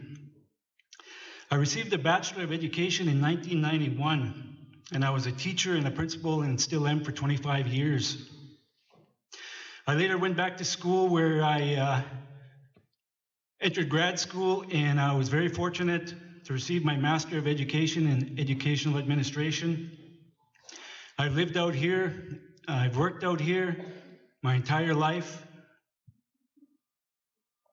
And I was asked, why do you want to give up your permanent job? Why do you want to enter the political field? And if anyone knows, Sean knows, Glenn, my dad, there's no glory in being chief of our community. It's a very difficult position to be in. Also, to sit around that table as a counselor, you're damned if you do and you're damned if you don't. So I didn't put my name forward for the glory. I didn't put my name forward for the money. I didn't put my name forward for the prestige. I put my name forward because I really believe I can make a difference in getting our band to the next level. We're kind of stuck, we're kind of spinning our wheels right now, and I think we need a new direction. I think we need a new perspective, and I think we need a breath of fresh air. And that's why people are talking about change. And the other real matter is, it's because of you. You matter. You're the reason I'm standing here. If I'm given an opportunity to lead this great nation, we as a team, myself and the 8 councillors, will work diligently to become solution-based leaders. Solution-based. We will look at a future based on solutions and new ideas. We'll create a 5-year plan and create a vision for our community based on your voices, all voices, inclusive. It does not matter how young you are or how old you are. It matters that you have a voice. And our leadership will listen to your voice because you matter. Our team will create an advisory board. I call it a clan, community leaders and nation builders, to bring advice and bring the voices of the people to the table, to the leadership. This will create a mechanism for all members to voice concerns, ideas, and recommendations. Why? Because you matter. We would ensure that we are financially responsible to you, the membership. There needs to be a comprehensive review done in all program areas, and we know that. This needs to happen. We'd base a plan going forward around work plans and budgets. Budget-based planning is critical to ensure we put a stop to the growing deficit. It is virtually important that these measures are put in place immediately. And maybe Chief and Council need to take a pay cut as well. Why? Because you matter. As a team, we would support education at all levels. I believe education is the new buffalo. We have to ensure that our young people graduate. It's critical. We have to ensure that we as leaders support students in post-secondary institutions, trade schools, and skills training. Justice Murray Sinclair from the Truth and Reconciliation Report states, education is the key for prosperity for our First Nations. Education is the key for prosperity for our First Nations. We need to ensure that our people are either at work or in school or in training, preparing for work. This is critical in having our people move forward in a good way. Why should we do this? Because you matter. Our team, and I keep talking about team because I can't do it alone. We have to work as a team. The council that are elected and you, the membership. We have to ensure that George Gordon First Nation is a viable player in the economy. We need to create more businesses, construction companies, road companies, roofing companies. Get into the retail sector. We have some individuals from our band that are doing it on their own, and I commend them. And why as a band, why are we not doing it? Why haven't leadership to this point gotten into the creating more businesses? We need to take some risks. Basically what it comes down to in the business world, we need to take some risks. We need to become self-sufficient, and I heard that mentioned here tonight. We need to become self-sufficient. We need to create a revenue stream, our own revenue stream, from our own sources to support not only our off-reserve members, but our members here, to supplement our programs and our service delivery in our community. And we need to do this. Why? Because you matter. Our team would build a healthy community based on respect and mutual understanding. We would ensure that a healthy, positive work environment is created for all employees. All employees. A healthy work environment is essential when working for our people in our community. Our team, the 8 councillors and I, will work hard to build a safe and caring community where everyone, young and old, feels good and feels safe. Why? Because you matter.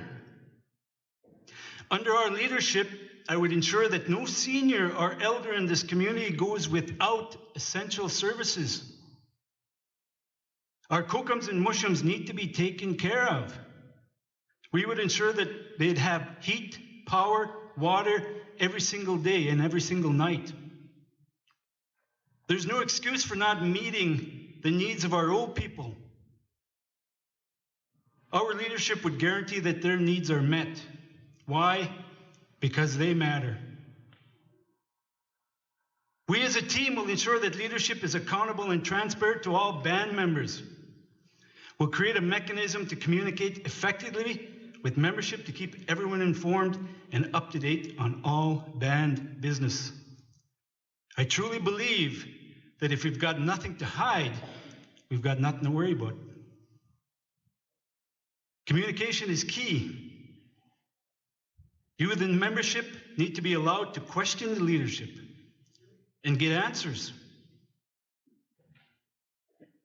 We need to create a culture where everyone, employees, general membership, feel safe and not intimidated and feel oppressed. We'll have an open door policy. We need to recognize our treaty rights and our inherent rights.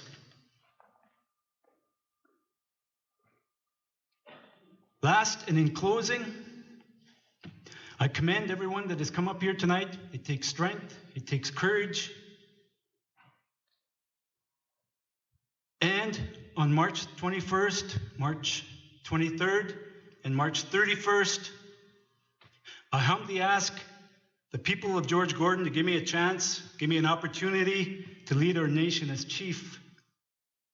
I guarantee I'll work every single day, every week, every month, and every year to make a better future for our children and our grandchildren. Not just a month before Election Day. Every single minute of every single day. Why? Because you matter, and you matter. You deserve this. So once again, I wish all the candidates good luck. God bless you, and have a safe trip home. Ahead.